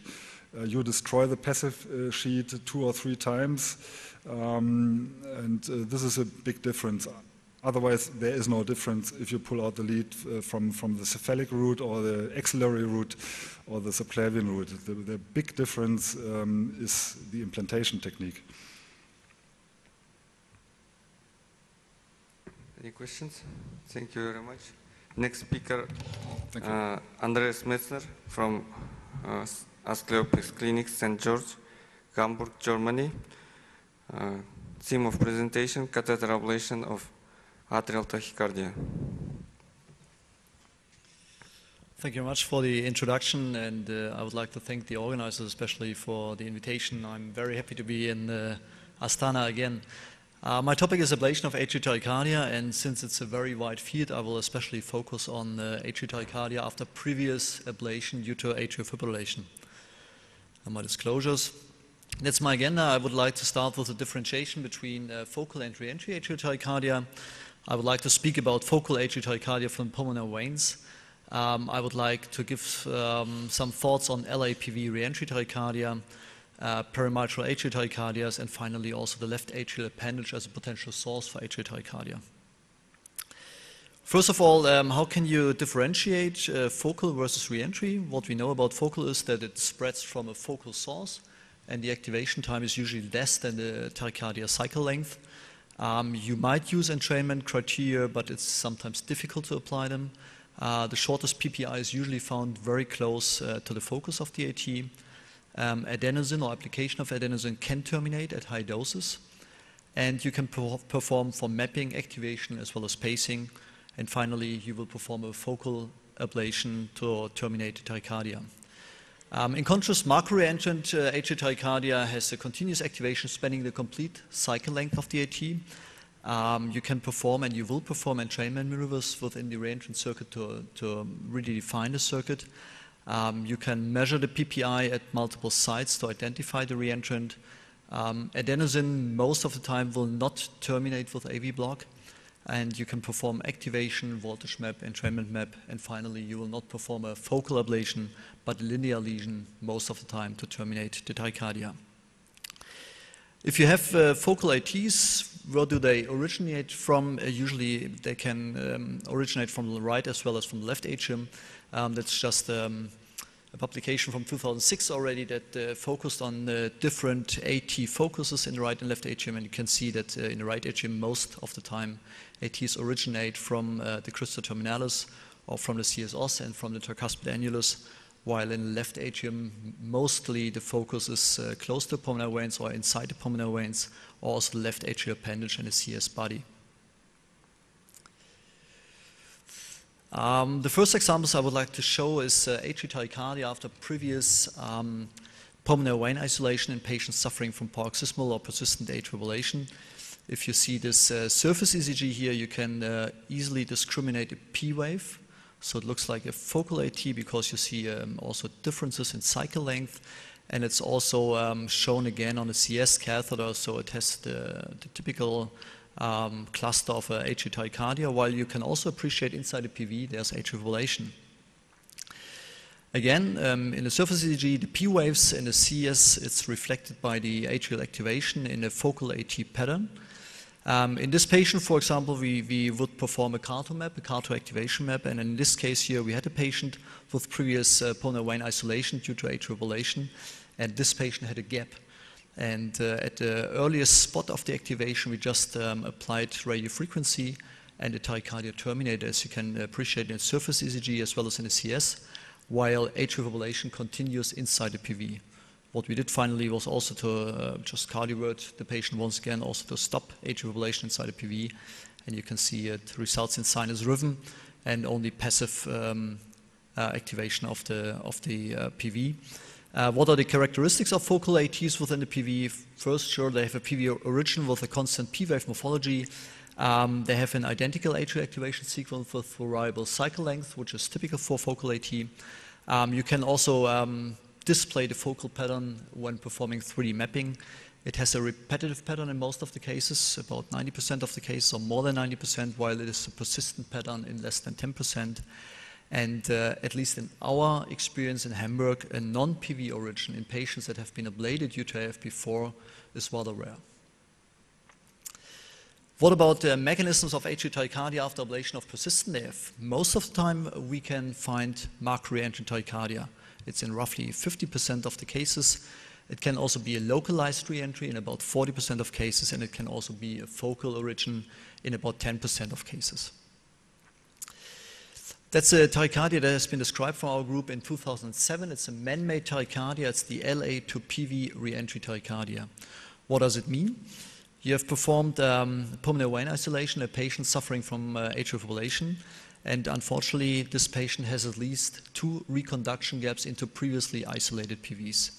And when having 2 PV conduction gaps or reconduction gaps in a certain distance, it allows for macro-reentrant. That means that the atrial or the activation spreads into the PV via one gap and out of the PV via a second gap, and also uses the left atrial muscular or the left atrial muscle as to perpetuate the tachycardia. We did an analysis in a lot of patients where we found that, and what is really necessary in these patients is to have at least 2 conduction gaps in a certain distance. So if the conduction gaps are too close together, it will not allow for MAC reentrant. And in our analysis, the gaps had a distance of roughly 35 millimeters between each other. That's what you can see in the ECG of these patients. In the surface ECG, you can appreciate the atrial tachycardia. And on the lasso catheter, you see also this typical pattern of a MAC reentrant tachycardia. It's a quite stable cycle length. And you see the very constant activation sequence within the lasso as well as in the CS catheter. To finally discriminate the mechanism of the reentry, we perform entrainment maneuvers. We first of all performed an entrainment maneuver within the CS, which was rather long, with a PPI of 42 milliseconds. We performed another entrainment maneuver along the left superior pulmonary vein, and you can see we had a cycle length of 270 milliseconds, and the PPI was 278, so it was almost perfect. We did the same along the left atrial posterior wall, so in close proximity to the left superior PV. And again, you can see in this patient here, at a cycle length of 280, we had a PPI of 292, which is perfect. And finally, we also performed activation, a 3 mapping activation using the CARDO system. And you can see that we could identify 2 reconduction gaps. And by closing the first gap, which was the entrance gap, we terminated the atrial tachycardia, but you can see that the PV is still not isolated because we have a second gap. And what we will do finally is to also close the second gap, and the PV will be isolated, and the atrial tachycardia will not be inducible anymore. So that was left atrial PV reentrant tachycardia, and as mentioned, you need at least 2 reconduction gaps into previously isolated PVs in a certain distance. What about perimitral flutter, which is probably the most common left atrial tachycardia after previous ablation? If you identified the left atrial isthmus as a part of the reentry, you might perform the left atrial isthmus block.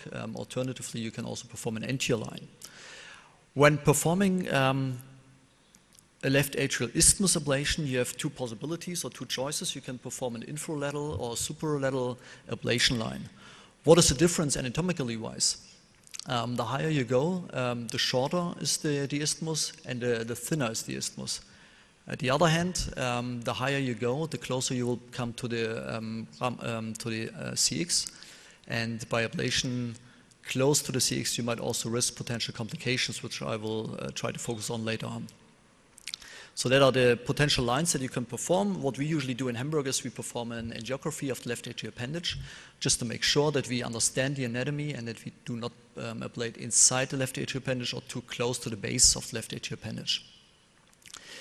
We did an analysis of our approaches in patients with perimitral flutter, patients with a supralateral mitral isthmus line as compared to patients with an infralateral ablation line.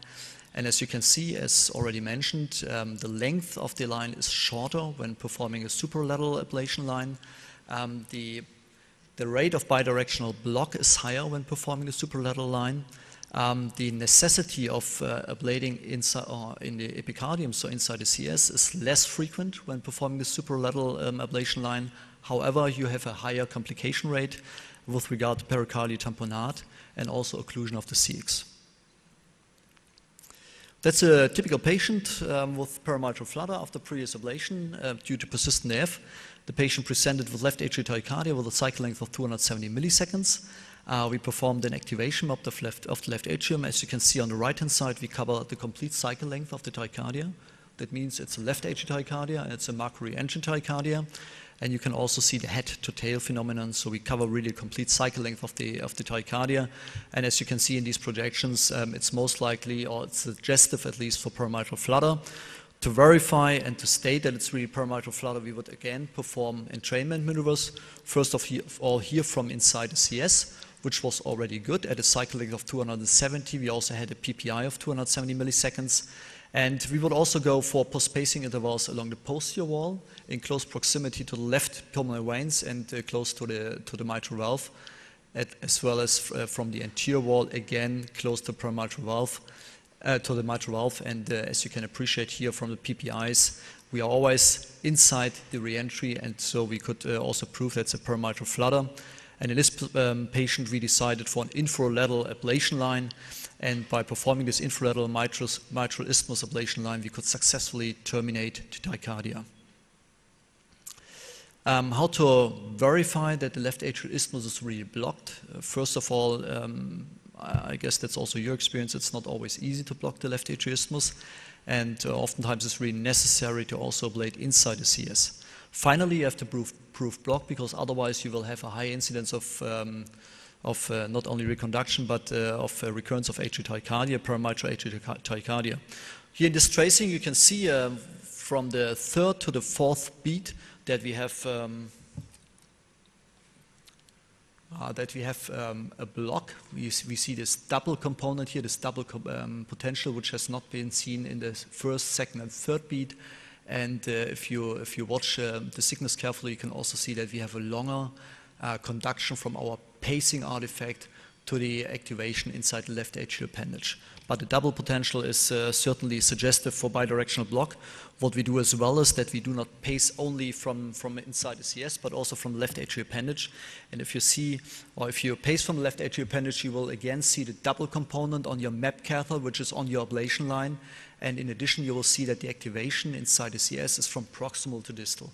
You see the CS is below our ablation line, and if you pace from inside the appendage and the isthmus is really blocked, you must have an activation of the coronary sinus from proximal to distal, and it also proves block of the mitral isthmus line.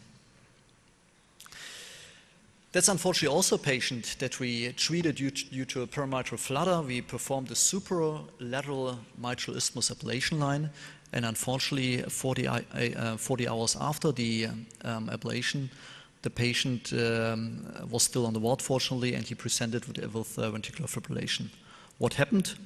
We performed in this patient immediately a coronary angiogram, and as you can appreciate on that, we have a severe stenosis of the circumflexus, ramus circumflexus, which is explained by the fact that we burned the superlateral ablation line in very close proximity to the CX, and by that we also induced this complication, unfortunately, and we had to stand the patient afterwards. The patient was completely stable.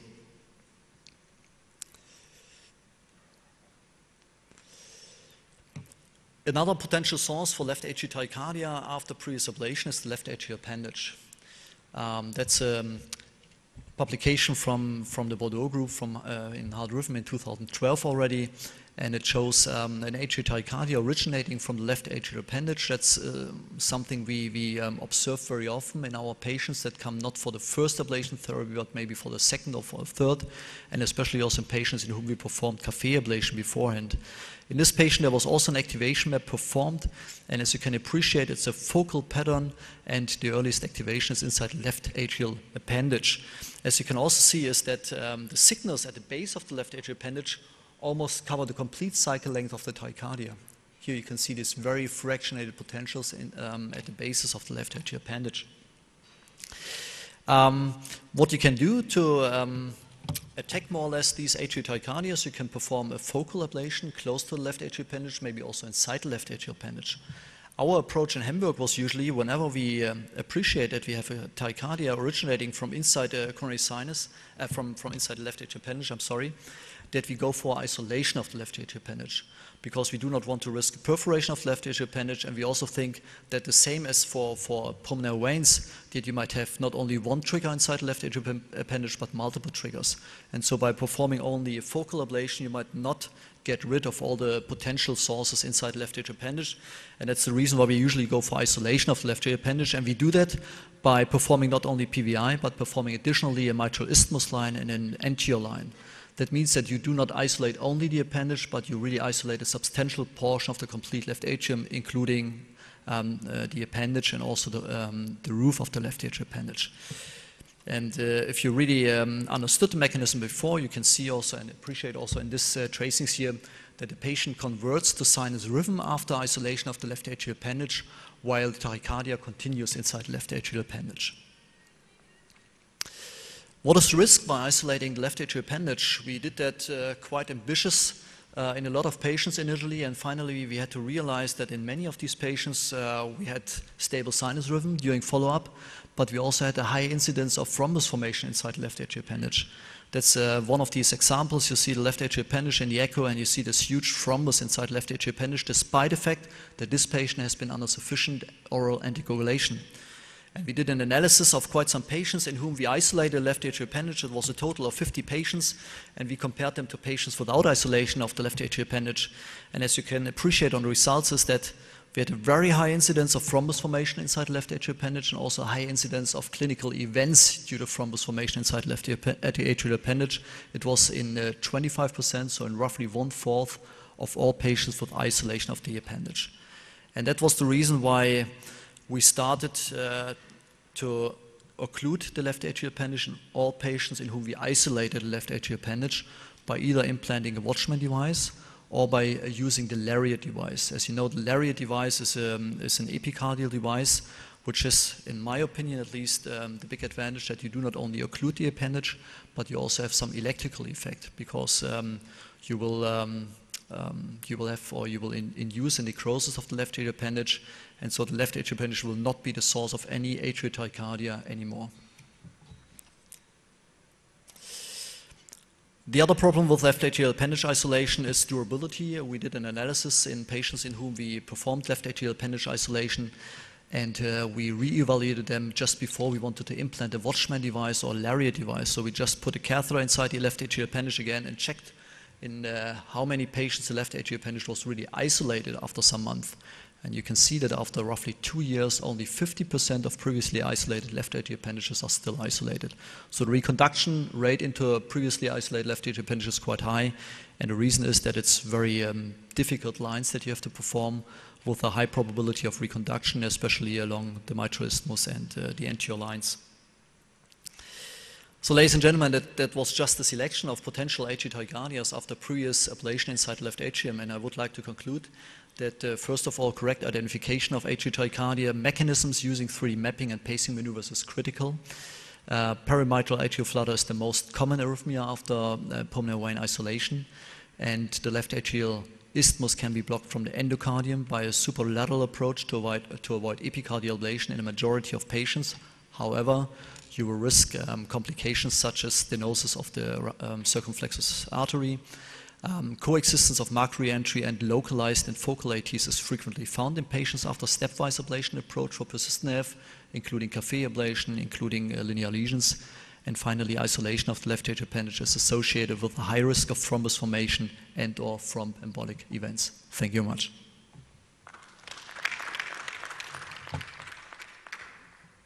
Thank you very much. Any question? One small question about techniques. For the patient with left atrial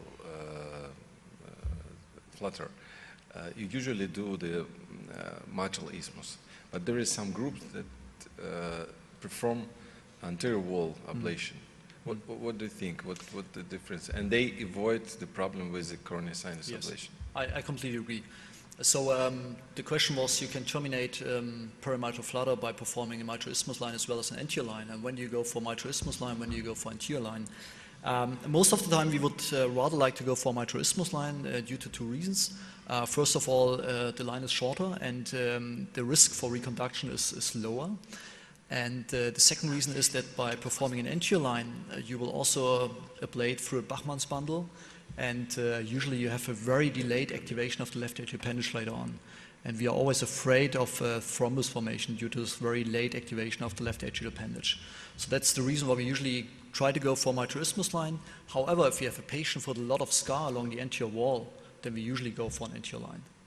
If it's a very healthy myocardium, you know it's a long line, it's difficult to block it bidirectionally.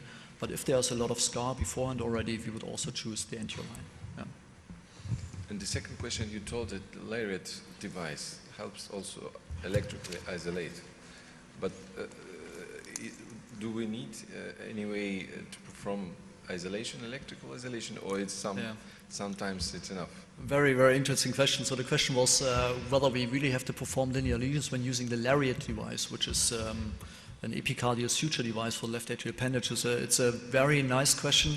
However, I cannot explain it. We don't have that much experience, but I know it from quite a lot of patients in whom we performed lariat that they have some leakages after some months. And if there's a leakage, you also know that the suture is not tight enough to really occlude the appendage, and so the appendage is still electrically activated. So I think we certainly need much more data and probably also prospective and randomized data to see the lariat suture device as an alternative to left atrial appendage isolation. But it's probably would be an interesting approach, I guess. Thank you very much. This is a very nice and comprehensive lecture. My question is, what would be a recommendation for someone who has a certain experience with PVI? Now he continues to see his patients with post-PVI's left atrial tachycardias. In terms of rule of thumb, how many points you usually like to have in the left atrium to decide about the activation pattern? Do you have a kind of recommendation here? Very good question. I don't have a clear recommendation. I can just speak out of my experience. We always perform point-by-point maps in Hamburg, historically, more or less. We never use the FAM map. And whenever we do a left atrial map, I would guess that in average we have maybe 100 points, I would guess. Until it gives you electrophysiological sense. Well, although I have to admit in many patients it's quite clear already after maybe 20 points. So if you really cover the complete atrium and you cover the complete cycle length of the tachycardia, it's probably not necessary to have 100 points. It might be also conclusive already after 20 points. But we want to have not only a good comprehension of the activation, but also of the anatomy. And so we usually go for more points. And I would guess roughly we have 100 points per left atrial map. Thank you. Thank you. My experience, when we are talking about atrial tachycardia ablation, then first you see a very nice atrial tachycardia, then you start the ablation, then it forms to another tachycardia with another cycle length, then you continue with some other, lines or something, and then then sometimes you can see the third, cycle length tachycardia, and so on and so on. So how many times do you, and we know that unfortunately these are diseased atria. Fibrotic issue is a very big problem there, tissue, not issue, and issue as well. But, and how often do you encounter with this phenomenon, and what is your strategy for these patients? I'm very unhappy about this question, to be honest. That's why I spared it out in my presentation. Sure, what I presented is the ideal case. So a patient with left atrial macroangial tachycardia, we perform your lines, the patient terminates and nothing is inducible. But most of the time, especially in persistent AF, we have patients with huge atria, we have patients with very sick and diseased atria with a lot of fibrosis. And then unfortunately, we have also these patients that you suggested, so patients in whom we identified the mechanism of the tachycardia, we perform our line, then the cycle length changes, the activation sequence changes, and we have another atrial tachycardia. And then it's really a question how ambitious you are. Do you want to really terminate everything, or do you say, okay, that was the clinical tachycardia, we terminated it, now we cardiovert and stop and wait. But usually we are ambitious and try to get rid of all tachycardias that can be induced or tachycardias that we induced. And then it can be really painful because in many patients you will not end in the left atrium, but maybe also in the right atrium or in the CS, and you did defragmentation and so on. And finally, even the last healthy myocardium is also sick because you burned a lot. That are the very unhappy and unlucky cases that we have. But to be honest, I don't have the ideal solution for these patients. So I cannot say when to stop. Should you stop after you terminated the clinical one, or should you stop after nothing is inducible anymore? I don't know. But finally, the more we do, I think the higher the risk of another man-made or man-induced tachycardia later on, I think. Andreas, two quick questions. Thank you very much for your presentation. First one, do you analyze NBP after isolation of left atrial appendage? I didn't get the question, sorry. Natriuretic peptide. Yes, no, we never did. I completely agree with you. I think currently there's a big discussion about the importance and the impact of the left atrial appendage and the impact of left atrial appendage isolation. But finally, we also have to admit that the left atrial appendage has not only some electrical function, but more functions that we probably do not consider when isolating it. So as I told you in the beginning, we have been very ambitious in isolating the appendage, and then finally we had to find out, unfortunately, that we also risk a lot of complications by doing that. And I agree, it's not only thrombus formation, it's also some endocrinologic function that we did not consider and so on. So I think there are much more facts we have to consider when going for isolation of the appendage. I agree. But we did not do this analysis. Okay. And what about LAA isolation with cryoballoon? Very good point. As you know, I'm a big fan of the cryoballoon, and we do a lot of cryoballoon procedures. And there are also case reports, at least published, showing that you can successfully perform and safely perform appendage isolation with the cryoballoon. It's more or less the same as you do with the PVs. So ideally you put your chief catheter inside the left atrial appendage, you occlude the appendage, inject some contrast, and you will see that if you have a good occlusion, you will easily isolate it within a minute or in 2 minutes. It's the same as for PV, more or less. But again, I think although you get rid of the electrical impact of the appendage, you do not get rid of the potential problems that you cause with appendage isolation.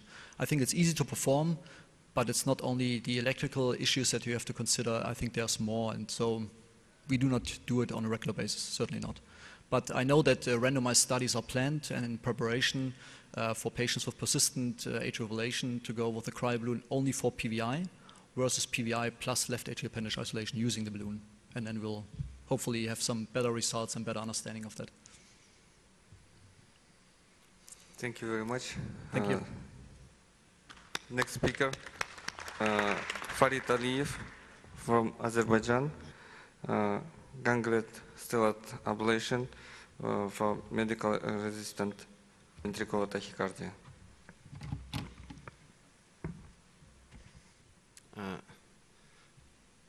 Спасибо Аяну и обществу аритмологов за приглашение. I will continue in English, my slides in English, and so many of the chairmen understand only in English, so I will continue in English. Today I will talk about the sympathetic denervation for resistant ventricular tachycardia and fibrillation, and generally will cover the patients with structural heart disease. For me, what must be the ideal treatment for ventricular tachycardia and fibrillations? It must be highly effective. It should have a minimal side effects, minimal complications. It should be a minimally invasive approach. It should be painless, no need for open surgery, no need for additional implants, and with short hospitalization and rehabilitation period. What kind of denervation is possible today? Today we have a renal denervation, open chest denervation, surgical denervation of stellate ganglia that was performed decades ago, percutaneous denervation of stellate ganglia, which we will talk today, and ventricular denervation by ablation of his Purkinje system. So as we know in the last years, the sympathetic system is very important in the triggering and perpetuation of the ventricular arrhythmias, and by this way the brain dominates the heart. What is the general effects of sympathetic denervation? It's a decrease in blood pressure, some slowing of the heart rate, and less inducibility of ventricular tachycardias with side effects such as Horner's syndrome, maybe. There is little experience in the management of percutaneous stellate ganglion ablation in the management of cardiac tachyarrhythmias. Very small number of reported cases in the literature up to date. There is several levels of sympathetic. Sorry, how can I go back? Sorry. Now where's the pointer? Sorry. And we have several levels of sympathetic innervation, which is one is the brain, and another one is the thoracospinal cord, and another one is at the renal level. So we can block the brain with general anesthesia. We can perform intrathecal injection of some anesthetic drugs into the spinal cord. We can perform cervicothoracic sympathectomy. We can give beta blockers, and finally renal denervations. But most of this approach may not work in most of the patients, and it was shown that both right and left stellate ganglia are playing an important role in the perpetuation of ventricular arrhythmias, especially focal VF, macroentrant VT. I will not talk about the papers. I will just show some initial experience with renal denervation, which showed that it's effective in some of the patients. I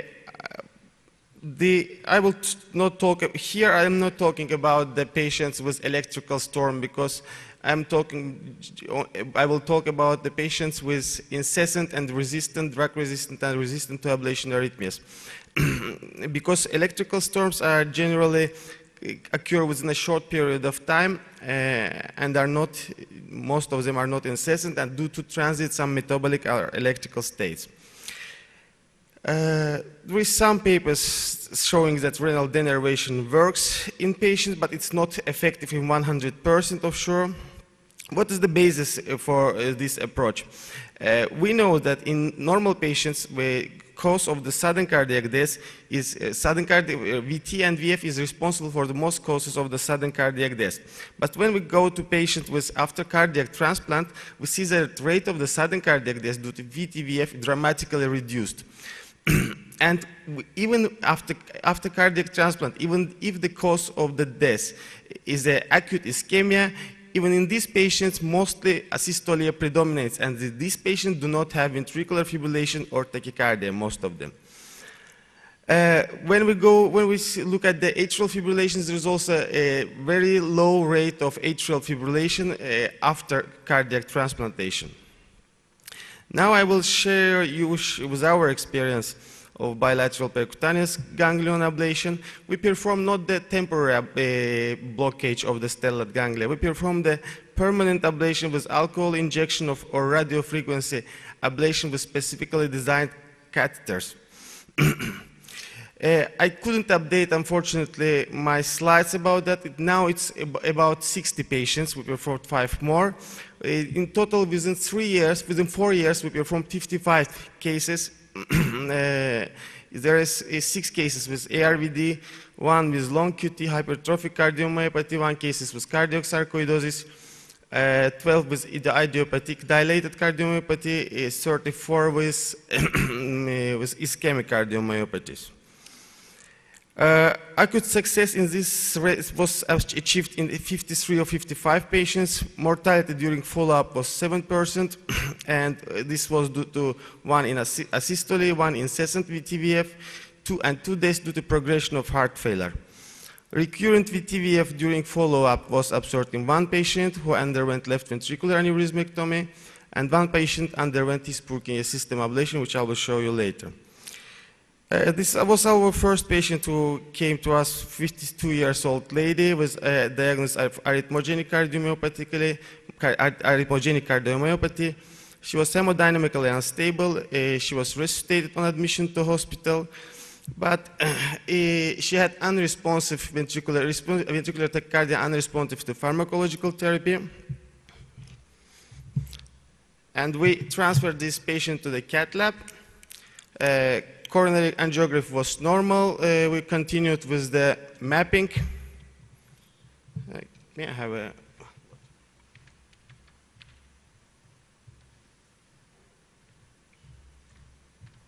Yes, I'm sorry. We continued with mapping. The cardia was mapped in the left ventricle, but endocardial ablation failed, and we performed epicardial ablation here, which stopped the tachycardia, but programmed stimulation revealed other ventricular tachycardias, and we implanted ICD in this patient. She was discharged 2 days later, but continued to have some paroxysm of ventricular tachycardia. Then we performed left stellate ganglion ablation, and this was our first case. After 2 months of the silence electrical storm, the tachycardia recurred, and we decided to perform bilateral stellate ganglion ablation. And we performed right and left, and we had 2 defibrillated discharge during post-procedural week and no further discharge after that. But the fibrillary battery was depleted. This is the first hour case. That's why there is nothing interesting, but this is the first case. You see here, we perform it. It's just needle late, and it's a right ablation.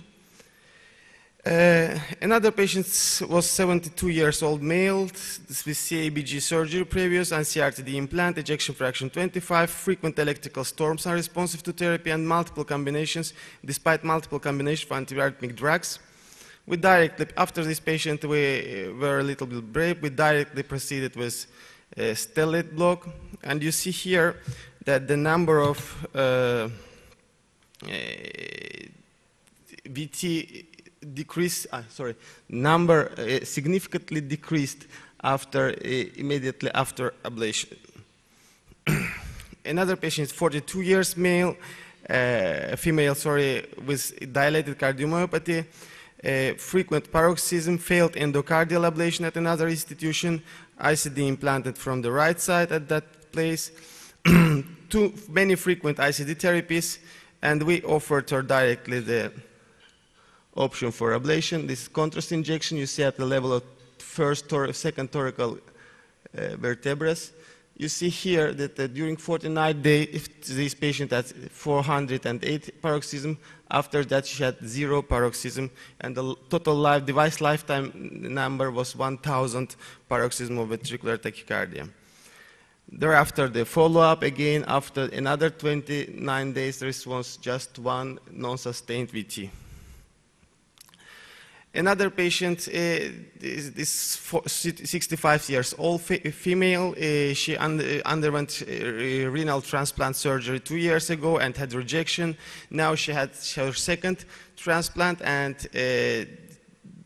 post-operative period was complicated by episodes of polymorphous ventricular tachycardia, about 200 attempts of DC cardiovation in 24 hours. This is ECG. She were underdiagnosed. They missed the diagnosis of long QT syndrome in this patient, and this patient had very complicated post-operative course, this polymorphic tachycardia during. The electrolyte level was within normal level, with normal limits. Patient was under general anesthesia. Lidocaine and magnesium infusion of no help. Beta blockers were not effective in this patient, and we proceeded with bilateral stellate ganglion block. After stellate ganglion blockage, you see the spiked helmet sign here. This sign was published also in the Journal of Electrocardiology. The patient was published. And this is spiked helmet. And after denervation, there was any paroxysm of ventricular, polymorphic ventricular tachycardia. And genetic evaluation confirmed diagnosis of long QT syndrome. We advised ICD implantation, patient refused, and it's more than 2-year follow-up. She doesn't have any paroxysm of ventricular fibrillation or tachycardia more. Another patient, 42 years old woman, sudden onset palpitation due to VT, coronary angiography at another center normal, ejection fraction 45, treatment with amiodarone, propofol, lidocaine failed. Patient was transferred to our center. This is her ECG. Initial measurement was electrical cardiovation, but failed. Patient was transferred to EP lab. Tachycardia circuit was mapped in the posterior septal region of the right and the left ventricle, but ablation failed. But after ablation, the tachycardia became to be non-sustained. We performed radiofrequency ablation of left stellate ganglion here. It's not working. It was interesting video showing when we're stimulating the stellate ganglia. Isn't it working, the video? When we stimulated it,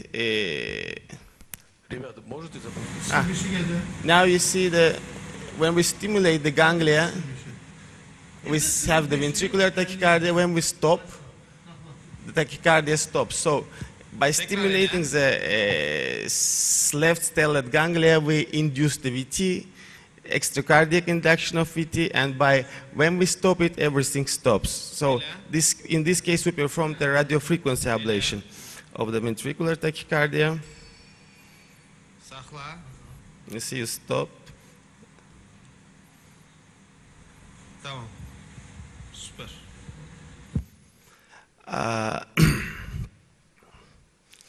And after that, the MRI study was suspected of cardiac sarcoidosis, and PET-CT confirmed the diagnosis of cardiac sarcoidosis in this case.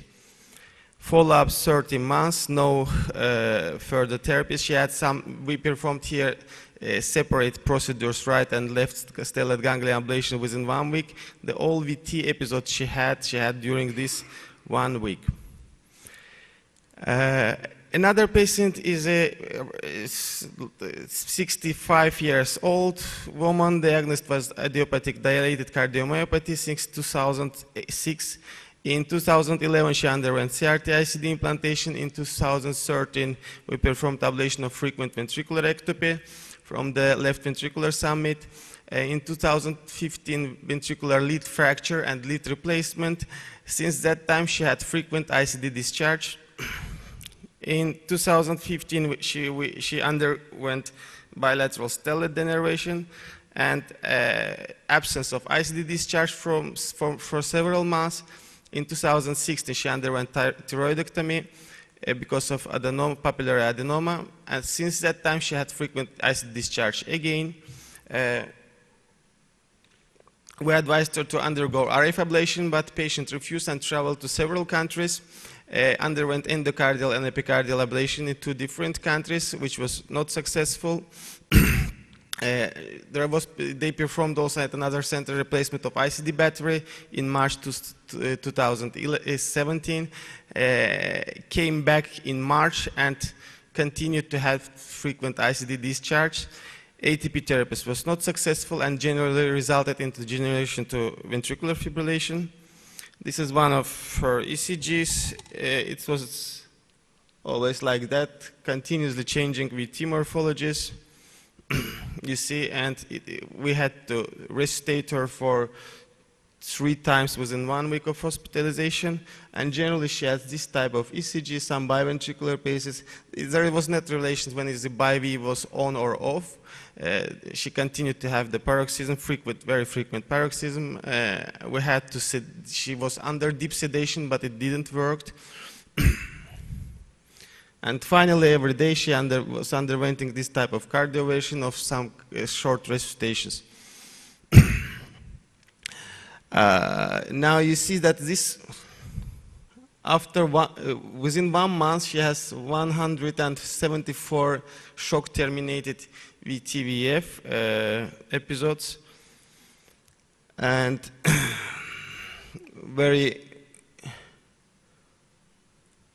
she was resuscitated 3 times, as I said, during the last 1 week. We repeated bilateral stellate denervation, no effect. We decided to repeat ablation.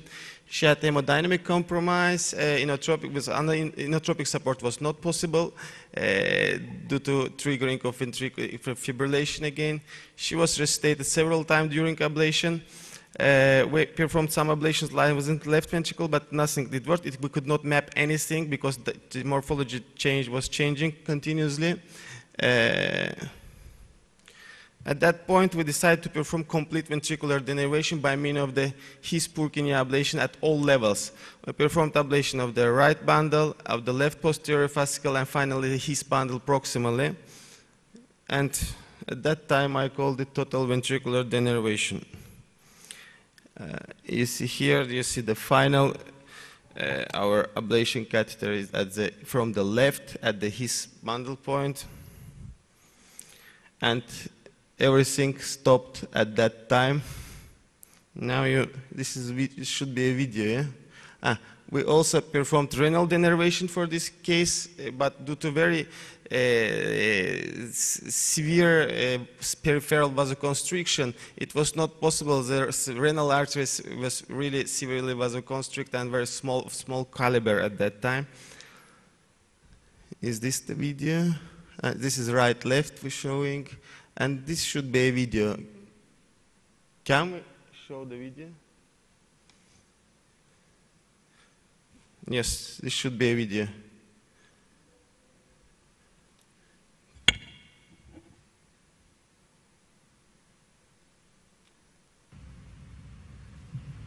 You see, at that time, the injection of contrast into aorta results in contrast going up, not down. This was very severe hemodynamic compromise in this case, but at the end of the case, and when we have seen this, this picture, we immediately stopped the procedure. But unfortunately, after that, you see there is no VTVF episodes. No. We replaced the battery. This is our ECG at discharge. Offshore, we have some widening of the QRS due to ablation of his Purkinje system, and the conduction of BIV stimulation goes through the cardiac muscle only. And this patient is discharged home. So finally, what do you need for success? It's an experienced operator and very short learning curve for this procedure. And this is the last patient. This is the patient with ischemic cardiomyopathy with anterior wall myocardial infarction 3 months ago and huge left ventricular aneurysm. He had incessant VT, and we performed left and right ablations, stellate ganglion. After implantation, you see during 33 days, there is no episode of VT. This was the last patient, that's why I did. What's the advantage of this procedure? This is a very low-cost procedure. This can be performed out of the cath lab with very short procedural time. What slide?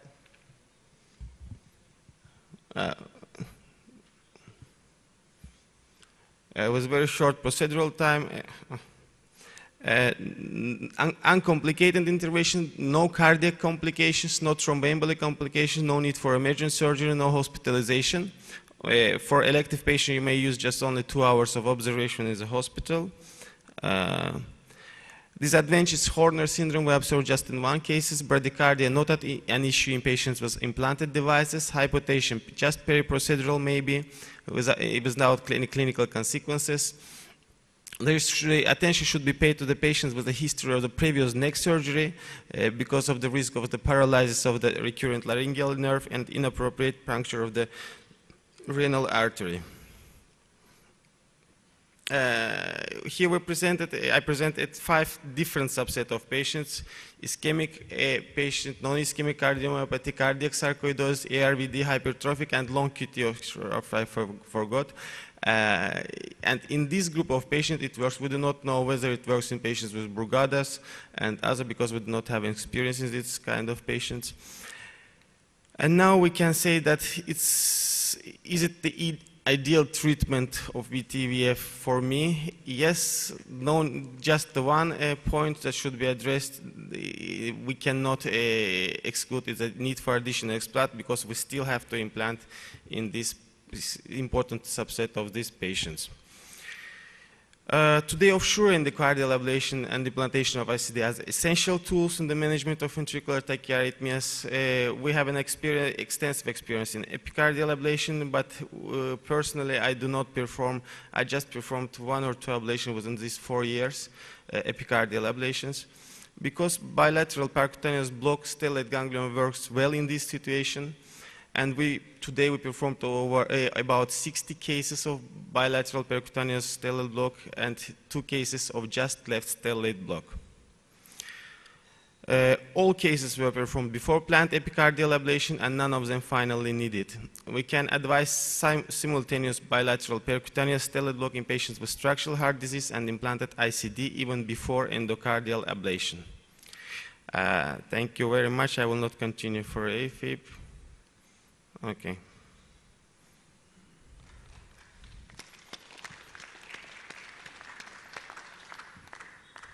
Any questions? Thank you very much. Any questions?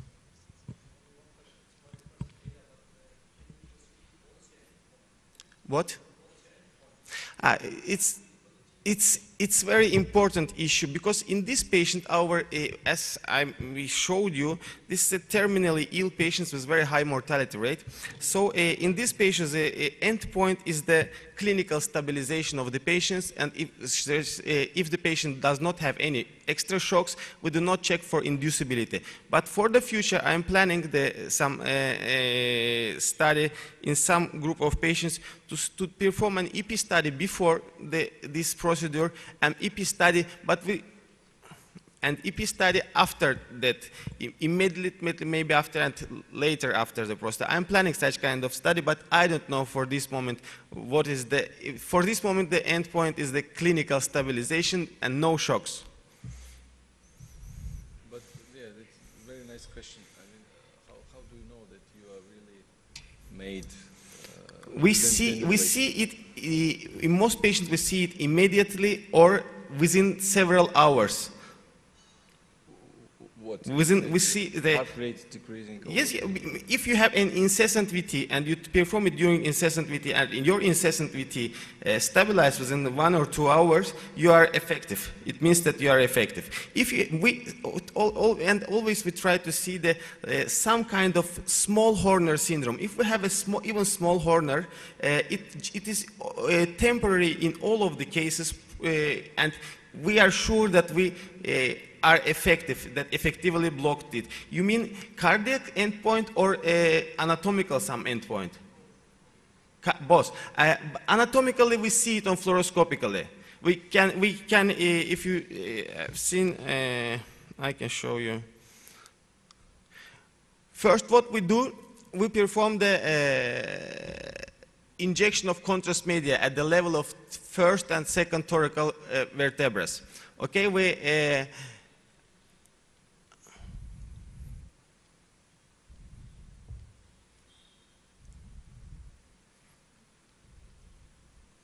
it's not a good picture. I have better one. Here you see, we have the opacification at that level, and first, after that, we perform injection of some local anesthetics to see the side effects, possible side effects. Do we have some big Horner, or do we have some, for example, laryngeal spasm? If we do not have such a complication, we directly proceed with injection of phenol or a small 2 millimeters RF catheter. We perform the ablation with RF catheters. The anatomical point endpoint is very clear if you are familiar with the techniques, because I cannot explain you all the steps of the procedure, but because you have to see in multiple views, and when you see the opacification of this change, paravertebral, no other leakage of the contrast, so you will be effective in 100% of cases.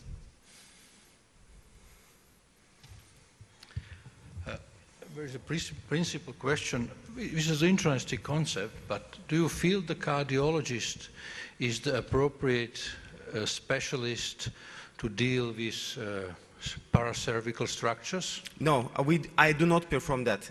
This procedure is performed by algologist at our hospital, the anesthesiologist, algologist. They perform that procedure. We, as cardiologists, do not perform this procedure. And one more question. We have some pretty established indications where we know that denervation, sympathetic denervation works. And this is especially the long QT syndrome, which is refractory to beta blockers. Do you have some experience in these patients? I have experience just in one patient, as I showed to you. Is one patient with long QT syndrome, the only one patient. But in general, I think that all this kind of ventricular arrhythmias are perpetuated or triggered by sympathetic innervation, by abnormal His-Purkinje system also. So, for example, when you take into consideration the post-myocardial infarction patient, you can see that there is, what is the main problem there? The nerve sprouting.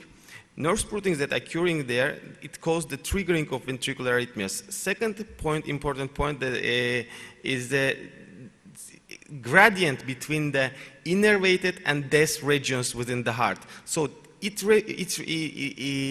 initiates the gradient. This gradient may initiate and perpetuate the re-entry circuit. So even for patients with ARVD, it was shown that the main problem in the patient with ARVD is the denervation of these fatty regions.